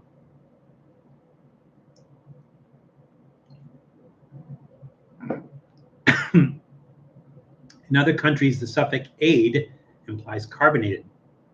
It is definitely carbonated. That's an odd flavor. It's really sweet. It's like syrup. Sipping on some syrup. It's kind of like pear isn't the prominent flavor here is sugar. It's really like a syrupy, sugary syrupy. I'm guessing it's like 80,000 calories. 53. Oh, 53,000. Is that right? Am I looking at this? If I'm looking at this right, this looks like it says 53,000 calories. What does that say? What does that say? Right there. Right there. It says 53.6 thousand calories, or unless a kcal is something else. I don't know what a kcal is. Besides a television station in Southern California, what is a kcal? To me, K stands for 1,000, like kilometers, like or kilograms or something. It's usually a K. And it can't be 63,000 calories, can it? I was a little odd. I don't know, but it tastes like it might be 63,000 calories. It is really, really sweet.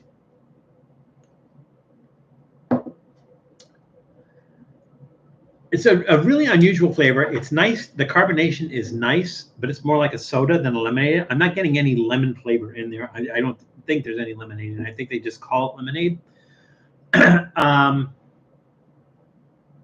It's just really ultra sweet. I'm going to give it a thumbs up, trending downward. And the reason it's trending downward is it's just so damn sweet. If it wasn't that sweet, I would be like a full thumbs up because the flavor is really nice and everything. But it's just like the main flavor in there is sugar. It's just like a sugar rush and everything. So really, really a lot of sugar. All right, let's get back to our question. Our question was, from which country is the earliest reference to carbonated lemonade? And I guess people are looking this up, so that's where the discussion came out. So let's see. John King said Brazil. Janice Yamanak said England. Why am I saying that like Maxwell Smart? Janice Yamanaka says England. Missed it by that much. Oh, thank you, Janice. Janice posted the Archie McPhee episode, so that's there for you guys to peruse when you have a chance. Whoa, the vowels are multiplying. They are. We're being overrun by vowels. Val, I'm sipping on the Steel Reserve, and I have a brisket in the pit. Good for you, John. Good for you. I should get my glasses. Yes. I never thought I'd hear Val say, sipping on some syrup. Made my day. I can hang. It is, in fact, well, let's go through the description, right? The first reference found to carbonated lemonade was in 1833 when the drink was sold in British refreshment stalls. So it is, in fact, the UK, Great Britain, England, however you want to put it. So there we go. All right, let's see. Let's do this. Now, here's the thing. Remember, this was really sweet because of the honey. This is really sweet because of the syrup.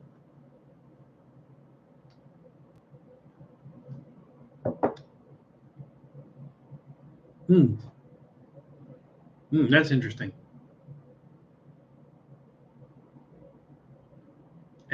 It seems to be fruitier. So like mixing the two of those things together seems to amplify the pear flavor. Has a strange smell, almost like a medicinal smell.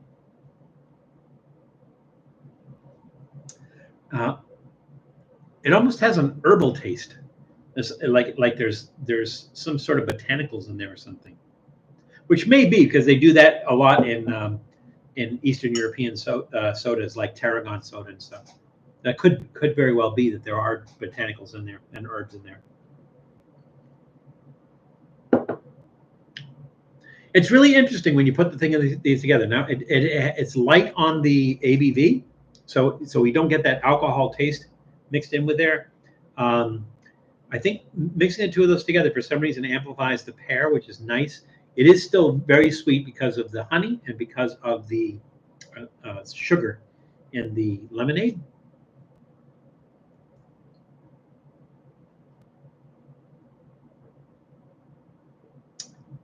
There's a weird, like I said, there's a weird medicinal flavor in there, like a herbal flavor in there.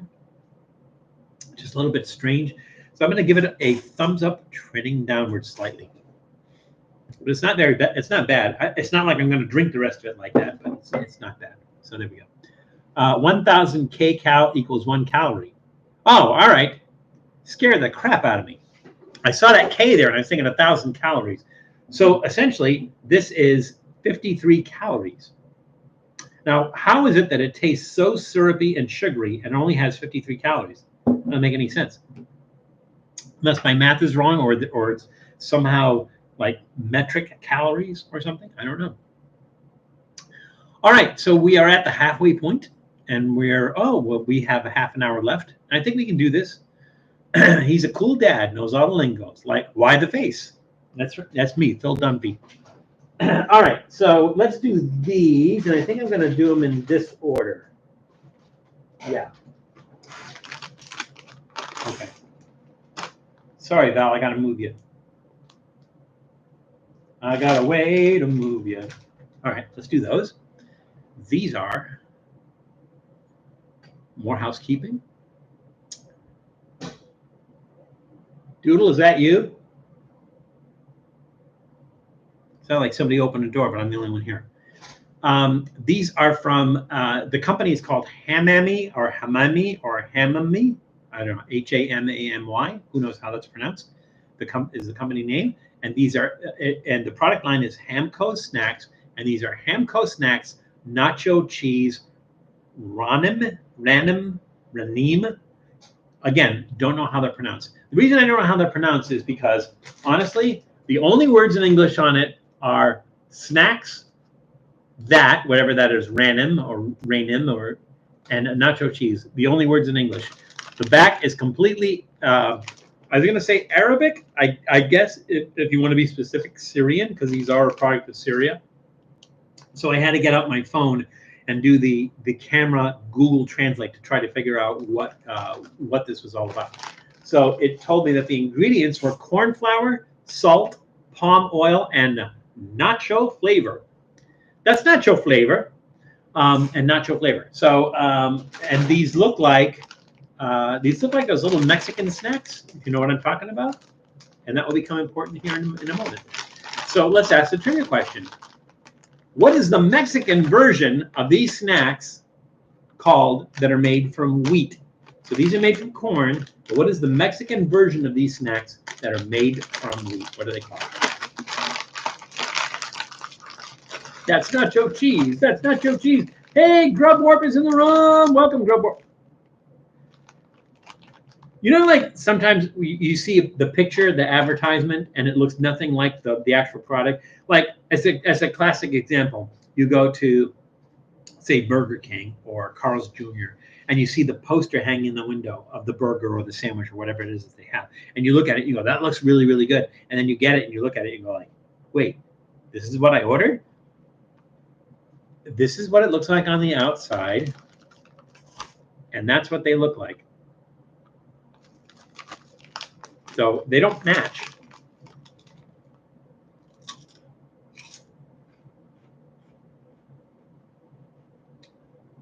It tastes like Cheetos, but they're sweeter. They're Sweetos. It tastes like sweet Cheetos. Nice cheese flavor.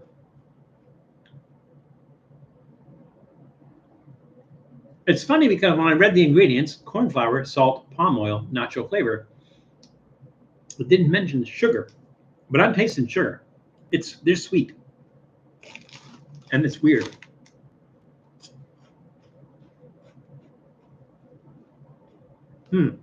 That's odd.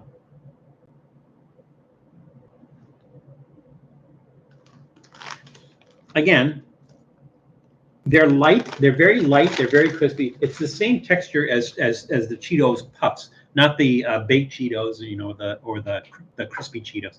Not that texture. It's more the original Cheetos. It's that same texture as the original Cheetos. It has that same corn flavor as the original Cheetos. I think I like this cheese better. It's not so much like the original Cheetos foot cheese kind of flavor.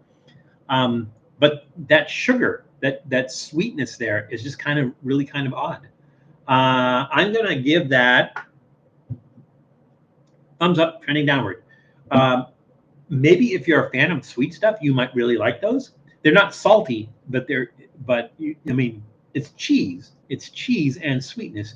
And to me, those things aren't like necessarily things that go hand in hand. So for me, thumbs up, trending downward slightly, but they're still good. If you like Cheetos, you'll love them, unless you don't like sweet Cheetos, in which case you might not love them. All right, so let's go back to our trivia question, which was, what is the Mexican version of these snacks called that are made from wheat? And the answers were, Julie said Doritos, but with like not Doritos, Doritos. Jenna says Duros. Duros, I think, means hard. Like duro means hard in Spanish. Okay, so Julie said Doritos, and Jenna says Duros. So they're Duros de harina. So you're absolutely correct. Duros de harina. Also, some people call them chicharrones de harina, harina being wheat. They're made from puffed wheat with chili and lemon added. So you're both correct. You're absolutely correct. That's what that is. All right. I think there was a question. Was there a question? Oh, everybody's saying yum yum. Oh, the red purple corn turned the water very dark purple. So did you boil the corn, Tom? Like, so are you making like corn on the cob? Usually if I'm like making corn on the cob, I steam it. But also you could also steam it for just a little bit and then put it in the oven and then roast it. And then it'll be more like elote. That's always kind of nice too. Duros is what you call them before they're fries. Oh, okay. They are called Duros de harina as well. So there you go. You're all right. Before they're fried. Okay, got that. All righty, let's try something else. So guess what I have? All right. The product line is called Fritos Tosti, or the company is called Fritos Tostis. Totis. Totis is the company. They were founded in 1987 in Tizayuca, Mexico, and these are Donitas. All right, and I think they're pretty much going to be the same as the Duros. The same type of snack, made the same way as those, but just a different. It doesn't have the wheel shape. It's just the circles. So our trivia question is, oh, by the way, Donitas means donuts. Technically, I guess it's supposed to mean little donuts, but it means donuts. So apparently these are going to be like donuts. We'll see. Our trivia question is, what is the Mexican name for light bar snacks like these? What is the Mexican name for the general name for light bar snacks?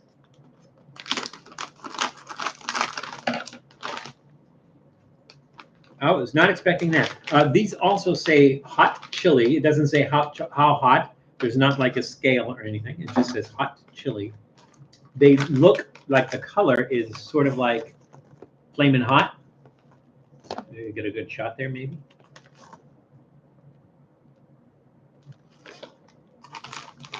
I suppose they do look like little donuts. Nope, they're really light and airy. I think even more so than these will just dissolve on your tongue. They just fall apart. They have a kick. Now, they actually do have like a flaming hot flavor, which is like a more of a chemical taste than a sweet chili taste.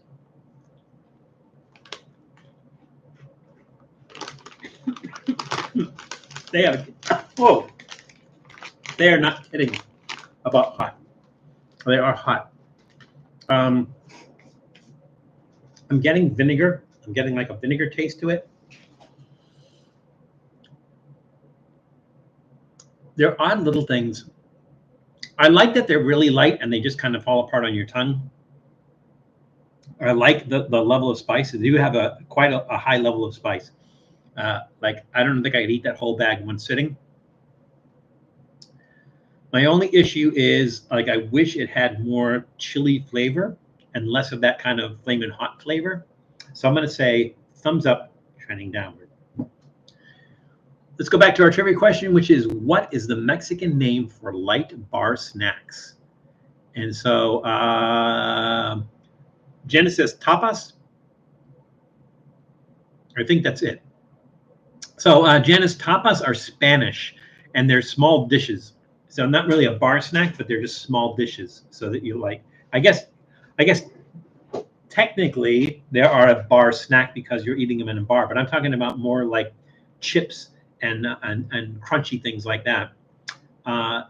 So the name for the Mexican light bar snacks would be botanas. So and those little wheel things, those. Chips, nuts, any of that stuff, they generally call them all botanas. I did not see Eli's question. Eli's question was, Val, do you like huitlacoche? I do like huitlacoche, and surprisingly, I have not done an episode on huitlacoche, and I need to fix that. So I'm trying to. I think it might be Goya brand. If you go to Vallarta supermarket, you can get the huitlacoche in a can. I am warned against that. Somebody told me that it's not very good. I also do know a couple of Oaxacan restaurants that do that cook with huitlacoche, and I think I'm going to check that out. And we'll do an episode there. My question is, have I done anything with huitlacoche? I don't think I've done anything with huitlacoche. So we have to make up for that. We have to do huitlacoche, do an episode with huitlacoche.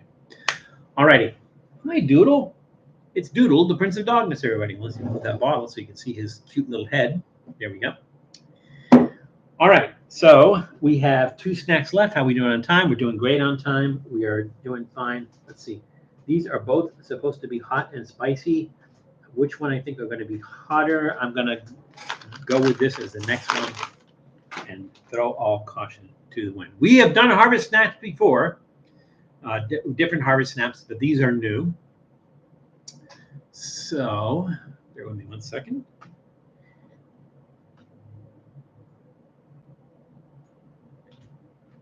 Okay, so these are from Calbee, and these are hot and spicy harvest snaps crunchy loops. And Calbee was founded in Hiroshima, Japan, by Takashi Matsuo in 1949. The name Calbee is a sort of a portmanteau of calcium and vitamin B1. So that's calcium and B1. It's Calbee, calcium, B1, Calbee. That's where the name came from. Our trivia question is, what famous event took place in Hiroshima on August 6th, 1945? All right, so we're going to try these. These are made from lentil. They're made from red lentils, and it says hot and spicy. And there's little flames in there, so we know it's hot. We will not open this from the bottom because there's no way to open it from the bottom, and they give you a tearaway. No, Doodle, you don't want those. Why would you want those?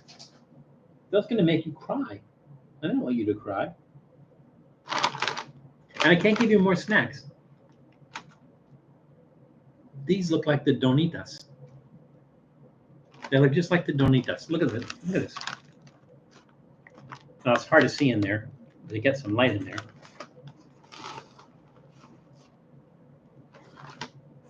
I get one of these and one of these.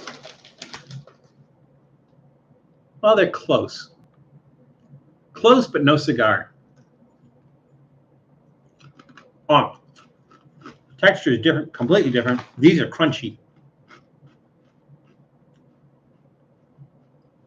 and they're coated with a powder, which I think is probably where the heat is.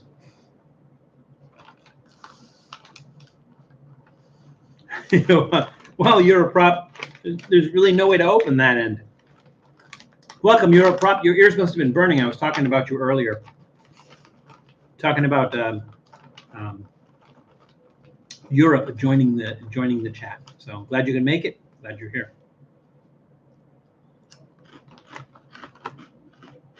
You really do taste the lentils. I really just have the flavor of the lentils. And that has some serious heat. So many times you get these products like this and they say they're hot and you eat them and there's like, they're not even jalapeno hot. But these do have a nice level of heat. I think if you have an aversion to things that have that level of heat, you probably want to stay away from those. Yeah, they're really spicy. They're really hot. They're kind of grainy on the outside. They're crunchy, and they pack some heat. They're really good. They're very unusual, but they're also taste really good. They're going to get a thumbs up from me. Let's go back to our question. The question was, what famous event took place in Hiroshima on August 6th, 1945? Julie said the A-bomb. Janice said the atomic bomb. Isan said they dropped the big one. You're all correct. It was on Monday, August 6th, 1945 at 8:15 a.m. Hiroshima time, a B-29 Superfortress flown by Paul Tibbets dropped a nuclear weapon called Little Boy on Hiroshima, directly killing at least 70,000 people. So yes, you were all correct. Let's see. Did I catch everything? He has reversed the space-time continuum by opening the wrong end. I couldn't open that. I can't open the other end. I can't safely open the other end. All right. Last and certainly not least are these. Hang on one second. I got a tickle in my nose.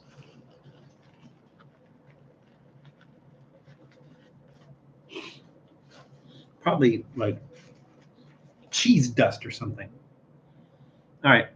I have visited there. Very surreal. That's what I hear. So I think there is the remains of one building that had like a metal frame of a dome on the top of it. And they call it the Peace Dome. So that building is one of the only things that was left standing after the bomb dropped. And so that's what I hear is that like when you're standing there, that it is. I imagine it's the same as if you go to Dealey Plaza in Dallas. Dealey Plaza is where Elm Street and I can't remember the names of the other streets where they merge. So you have three streets merging into one, and that road goes under an underpass. And to the side of that is the Texas School Book Depository, and you can go into the Texas School Book Depository. They call it the 6th floor museum. The 6th floor of the Texas School Book Depository is where Lee Harvey Oswald shot John F. Kennedy and John Connally in 1963. So you can go up there and you can look out the window and you can kind of see the view and you're like, wow, that's kind of creepy. It's not as creepy as when you go down to the plaza by the grass, and in the middle of the street you see an X. So you walk out to the middle of the street, you know when it's safe to do so, of course, so you don't get hit by a car, and you stand on the X. That X is where JFK was assassinated, on that X, and that is a really weird feeling, especially if you're like standing on that X and you're looking up at the Texas School Book Depository with the 6th floor window. That's creepy.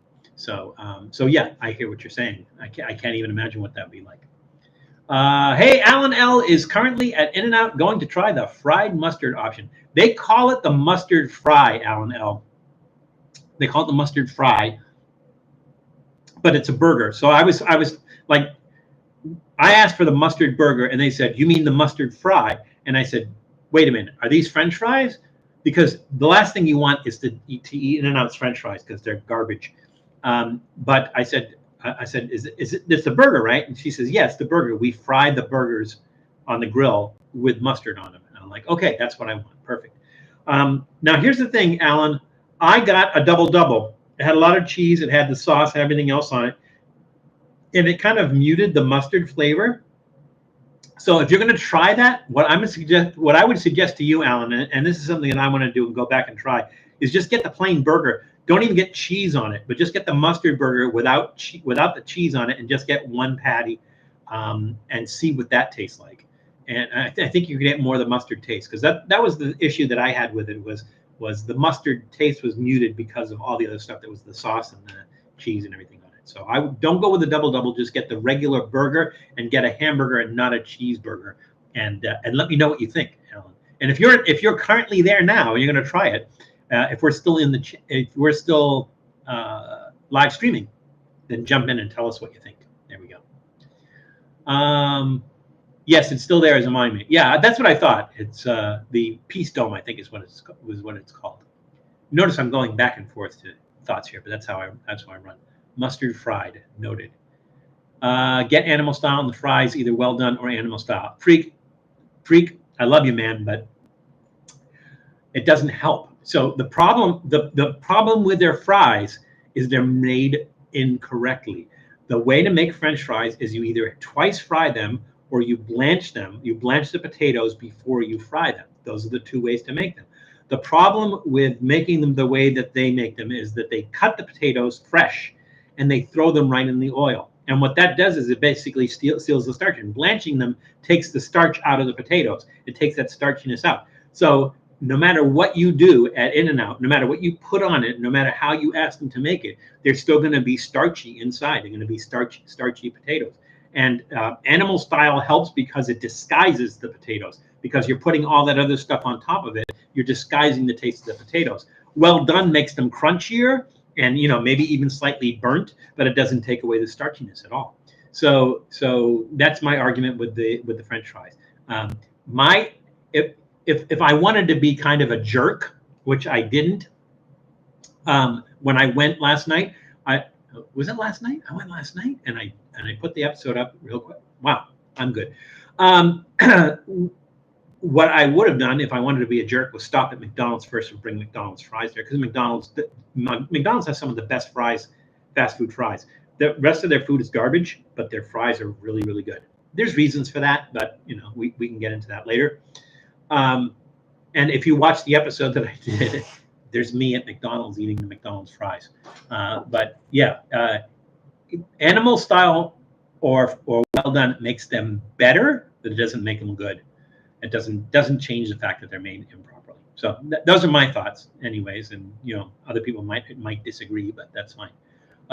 Those fire fries go best with a cheap, light, ice cold beer. I bet they do.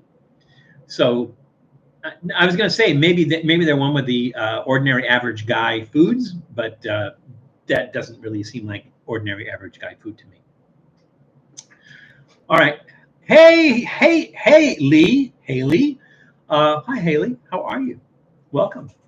All right. So these are Andy Capp's, is the product line. Andy Capp's Fire Fries. We've done Andy Capp's fries before, but these ones are new.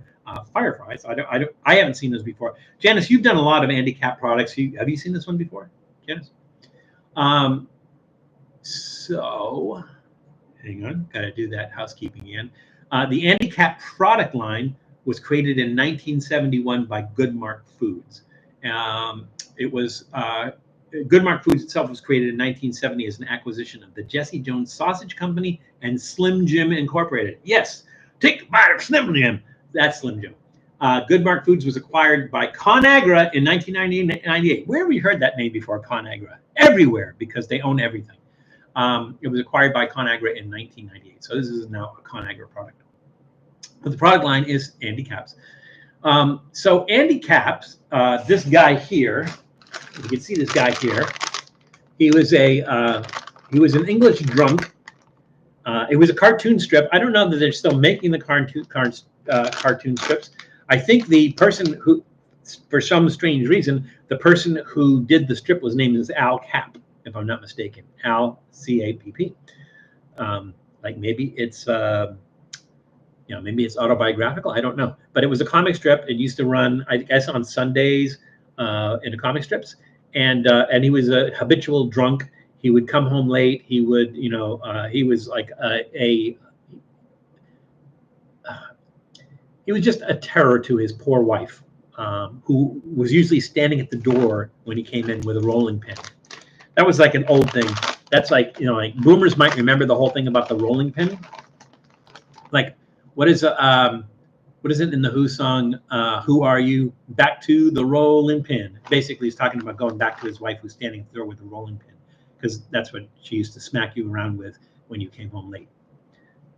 That's the old days. I didn't, you know, I'm not making this stuff up. Anyways, so this is Andy Capp. He's the cartoon character, and Andy Capp's wife, who used to stand by the door with the rolling pin, with curlers in her hair and a house dress, waiting for him to come home. What was her name? So that's the trivia question. What was the comic strip character Andy Capp's wife's name? All right. You reviewed these in March. Even though it says new, I don't know. This is the first I saw them, but yeah, I thought you usually get all the Andy Capp's products. I know that you've probably reviewed all the Andy Capp's products, right? Rolling pin, old guy uses Mrs. Old Guy uses a cast iron pan because you only have to use that once. Ooh, that's interesting. Get that vinegar taste. It's probably citric acid. You know why? Say it among yourselves.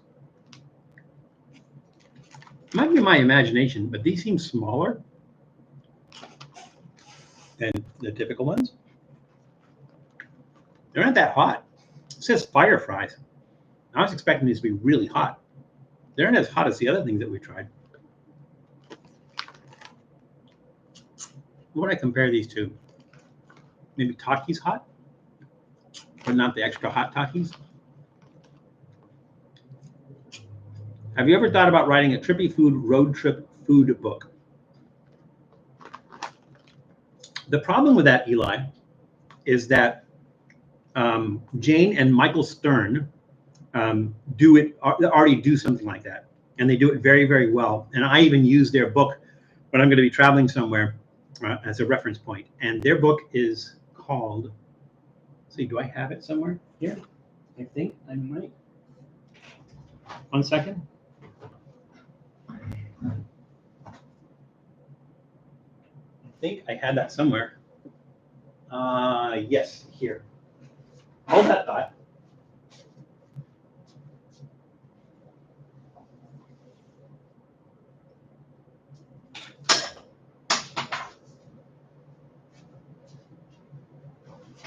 Okay, so if you have a chance, I highly recommend that you go out and get this. Now, they update this on a regular basis. I don't know if they do it every year, but they update it on a regular basis.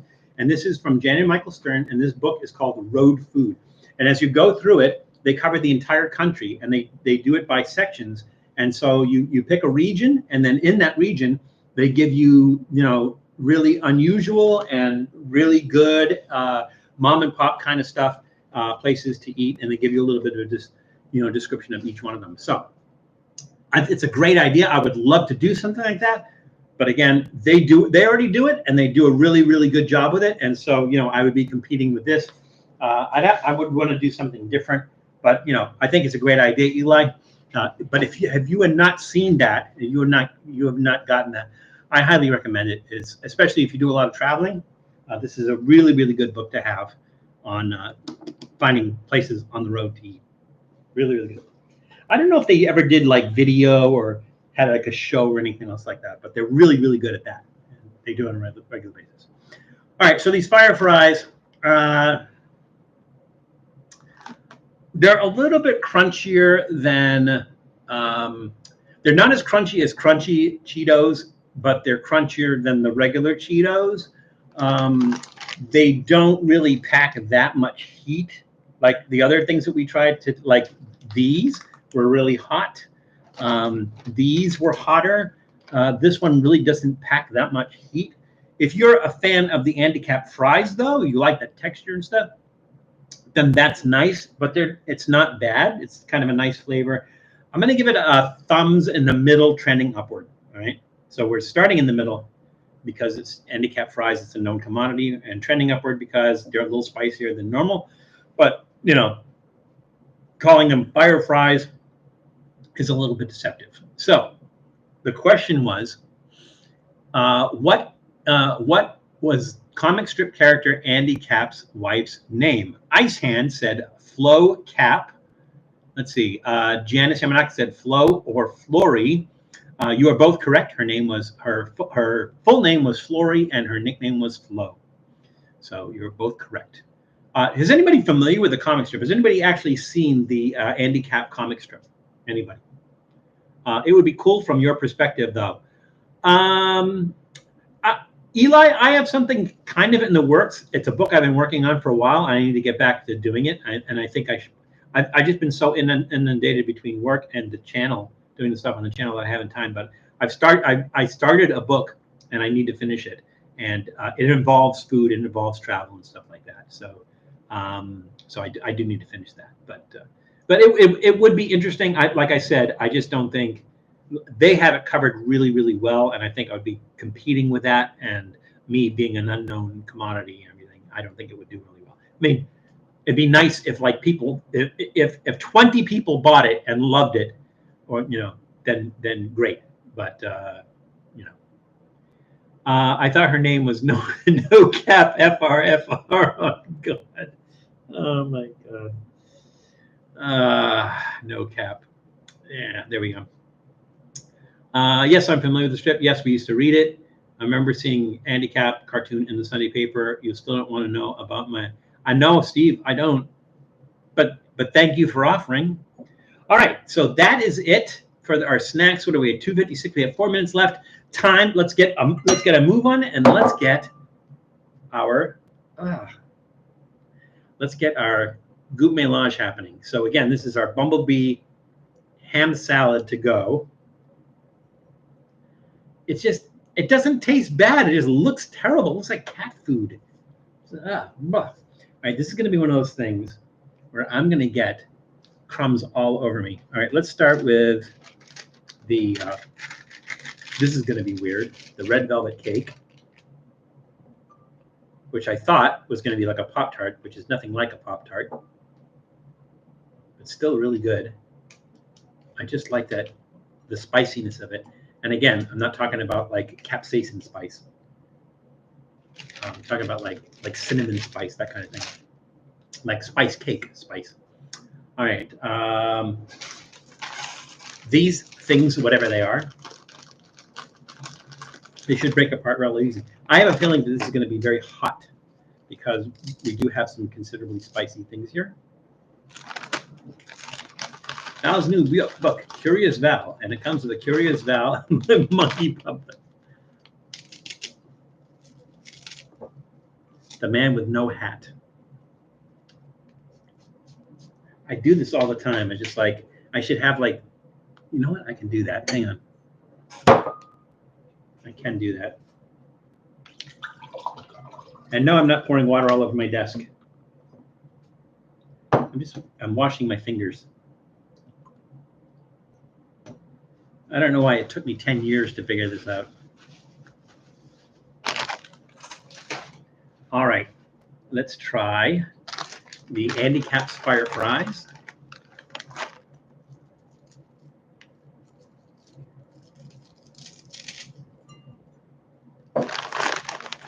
Most of the stuff is just crumbs, just turning into crumbs. Our in-between hand wash.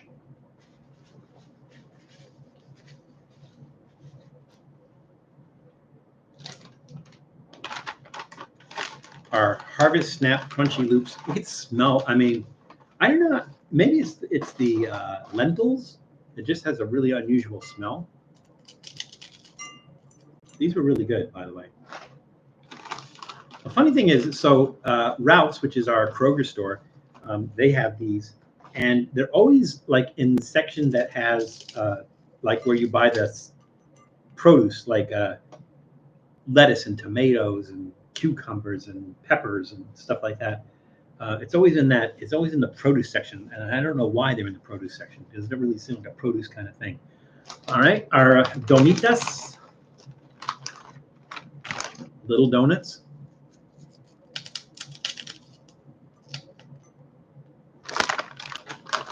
I think this is going to taste just like it looks. Did I get everything? 1, 2, 3, 4, 5, 6, 7. Oh.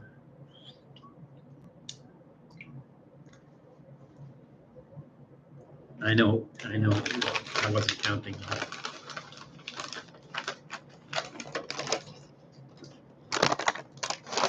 I got bags everywhere here.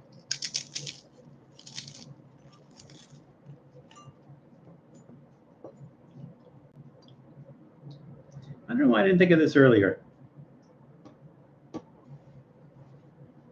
a good idea. That probably explains why I didn't think of it earlier. All right, here's the fun part.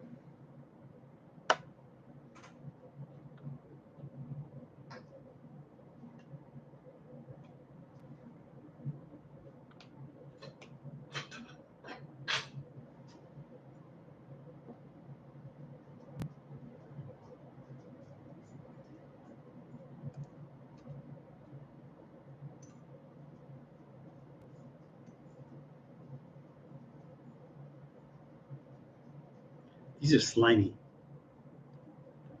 I think it's the texture that I don't like about these. Tom, are you still there? Because Tom, I know that this is one of your kryptonites, is the Vienna sausage, but maybe I want to see if it's the same reason as me, which is the texture. I think it's the texture that I don't like.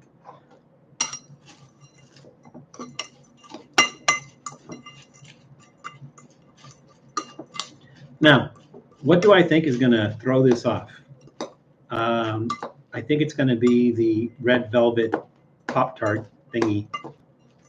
Because I think even the ham sandwich and even the Vienna sausage is going to kind of go with the chips and the stuff. Let's get that a good mix. Most of our Safeways are getting sold off in the Kroger merger to the owners of Piggly Wiggly. Hoping to get some of those out here. Yeah, we don't have any Piggly Wiggly on the East Coast. Last time I remember seeing a Piggly Wiggly was in Charleston, South Carolina. I bought the bumper stick, or got the bumper sticker. Something like "Dig the Pig," I think is what their motto was. All right, here we go.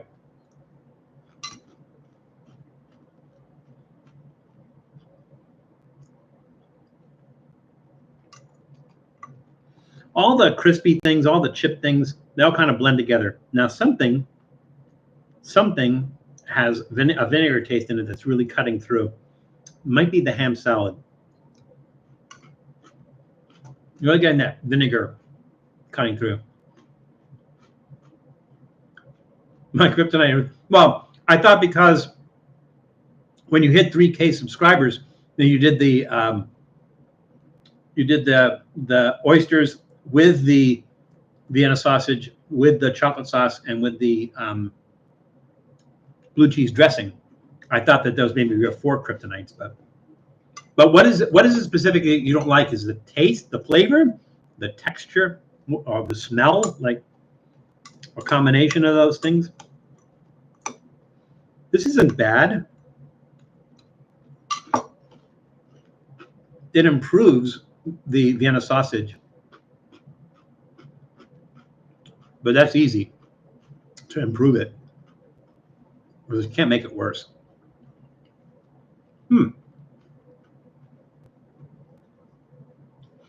Is it that vinegar kind of taste, which I think is from the ham salad, kind of weird. But other than that, it's pretty standard, pretty ordinary stuff. I'm going to say thumbs in the middle. I got a thumbs in the middle on that one. It's just okay. There's nothing really outstanding or like strange, and it also doesn't suck. I'm going to say thumbs in the middle on that one. It's probably not worth finishing.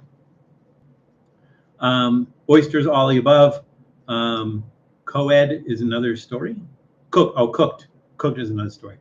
Cooked oysters, you mean? Yeah, I see. I ate brains too. I did. I ate several brains. So I ate was it the lamb brains and milk? I did those, and I also had the lamb brain sandwich at Atari Sandwich Shop in Los Angeles. So did several brain things. Used to be you could get sesos, which are cow brains tacos. It's a Mexican thing. They call them sesos. But ever since Mad Cow, you can't get them anymore. Really hard to get. Pork brain. Thank you. That was pork brain. All right, that is how we do another show. Another show done. It just kind of whizzed by. It was nice seeing you guys again. And I'm going to try to do more stuff like we did with Janice. I'm going to try to do some with Julie. We'll do some remote stuff, remote live streaming with Julie. We'll try to get Mackenzie back. We'll try to do some other stuff in the near future. So I want to change it up a little bit and make it different. I will remind you, please go to the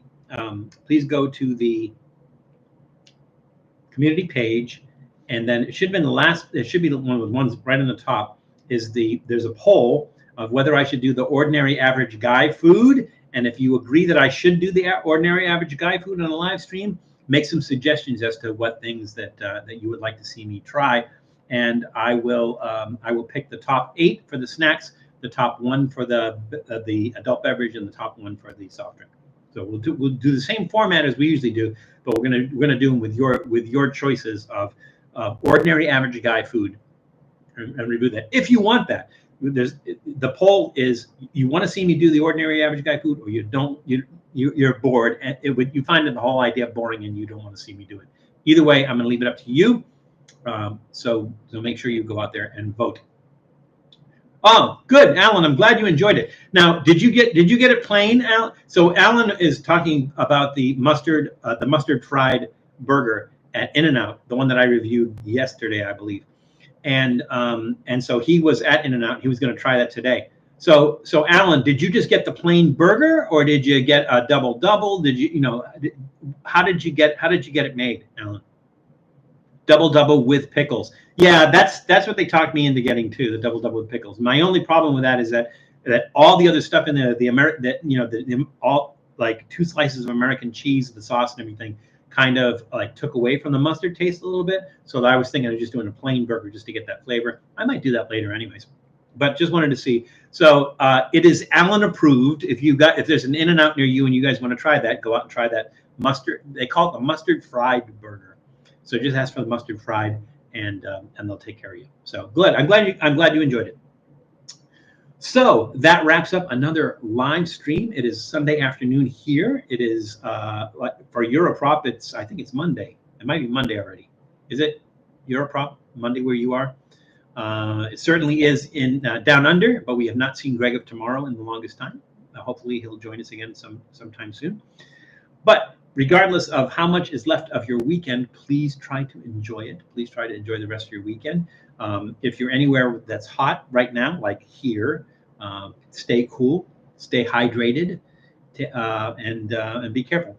If you enjoy our channel and you have not subscribed, please do so. Also, make sure you leave comments on the videos and on the live stream.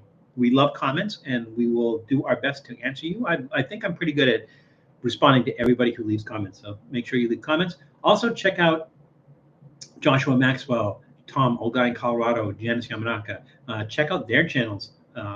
We recommend them highly. You've seen us work with them. You've seen me on their channel. You've seen them on our channel, and we love what they do. And so we think that you would too. So if you do check out their channels, be sure to subscribe, like the videos, leave comments, all that fun stuff too. So we thank you so much. We thank you for spending time with us. We're getting on, I guess, March coming up, which is probably like another 6 or 7 months. 6 or 7 months. It'll be our 10th year of doing this, and we just love doing it.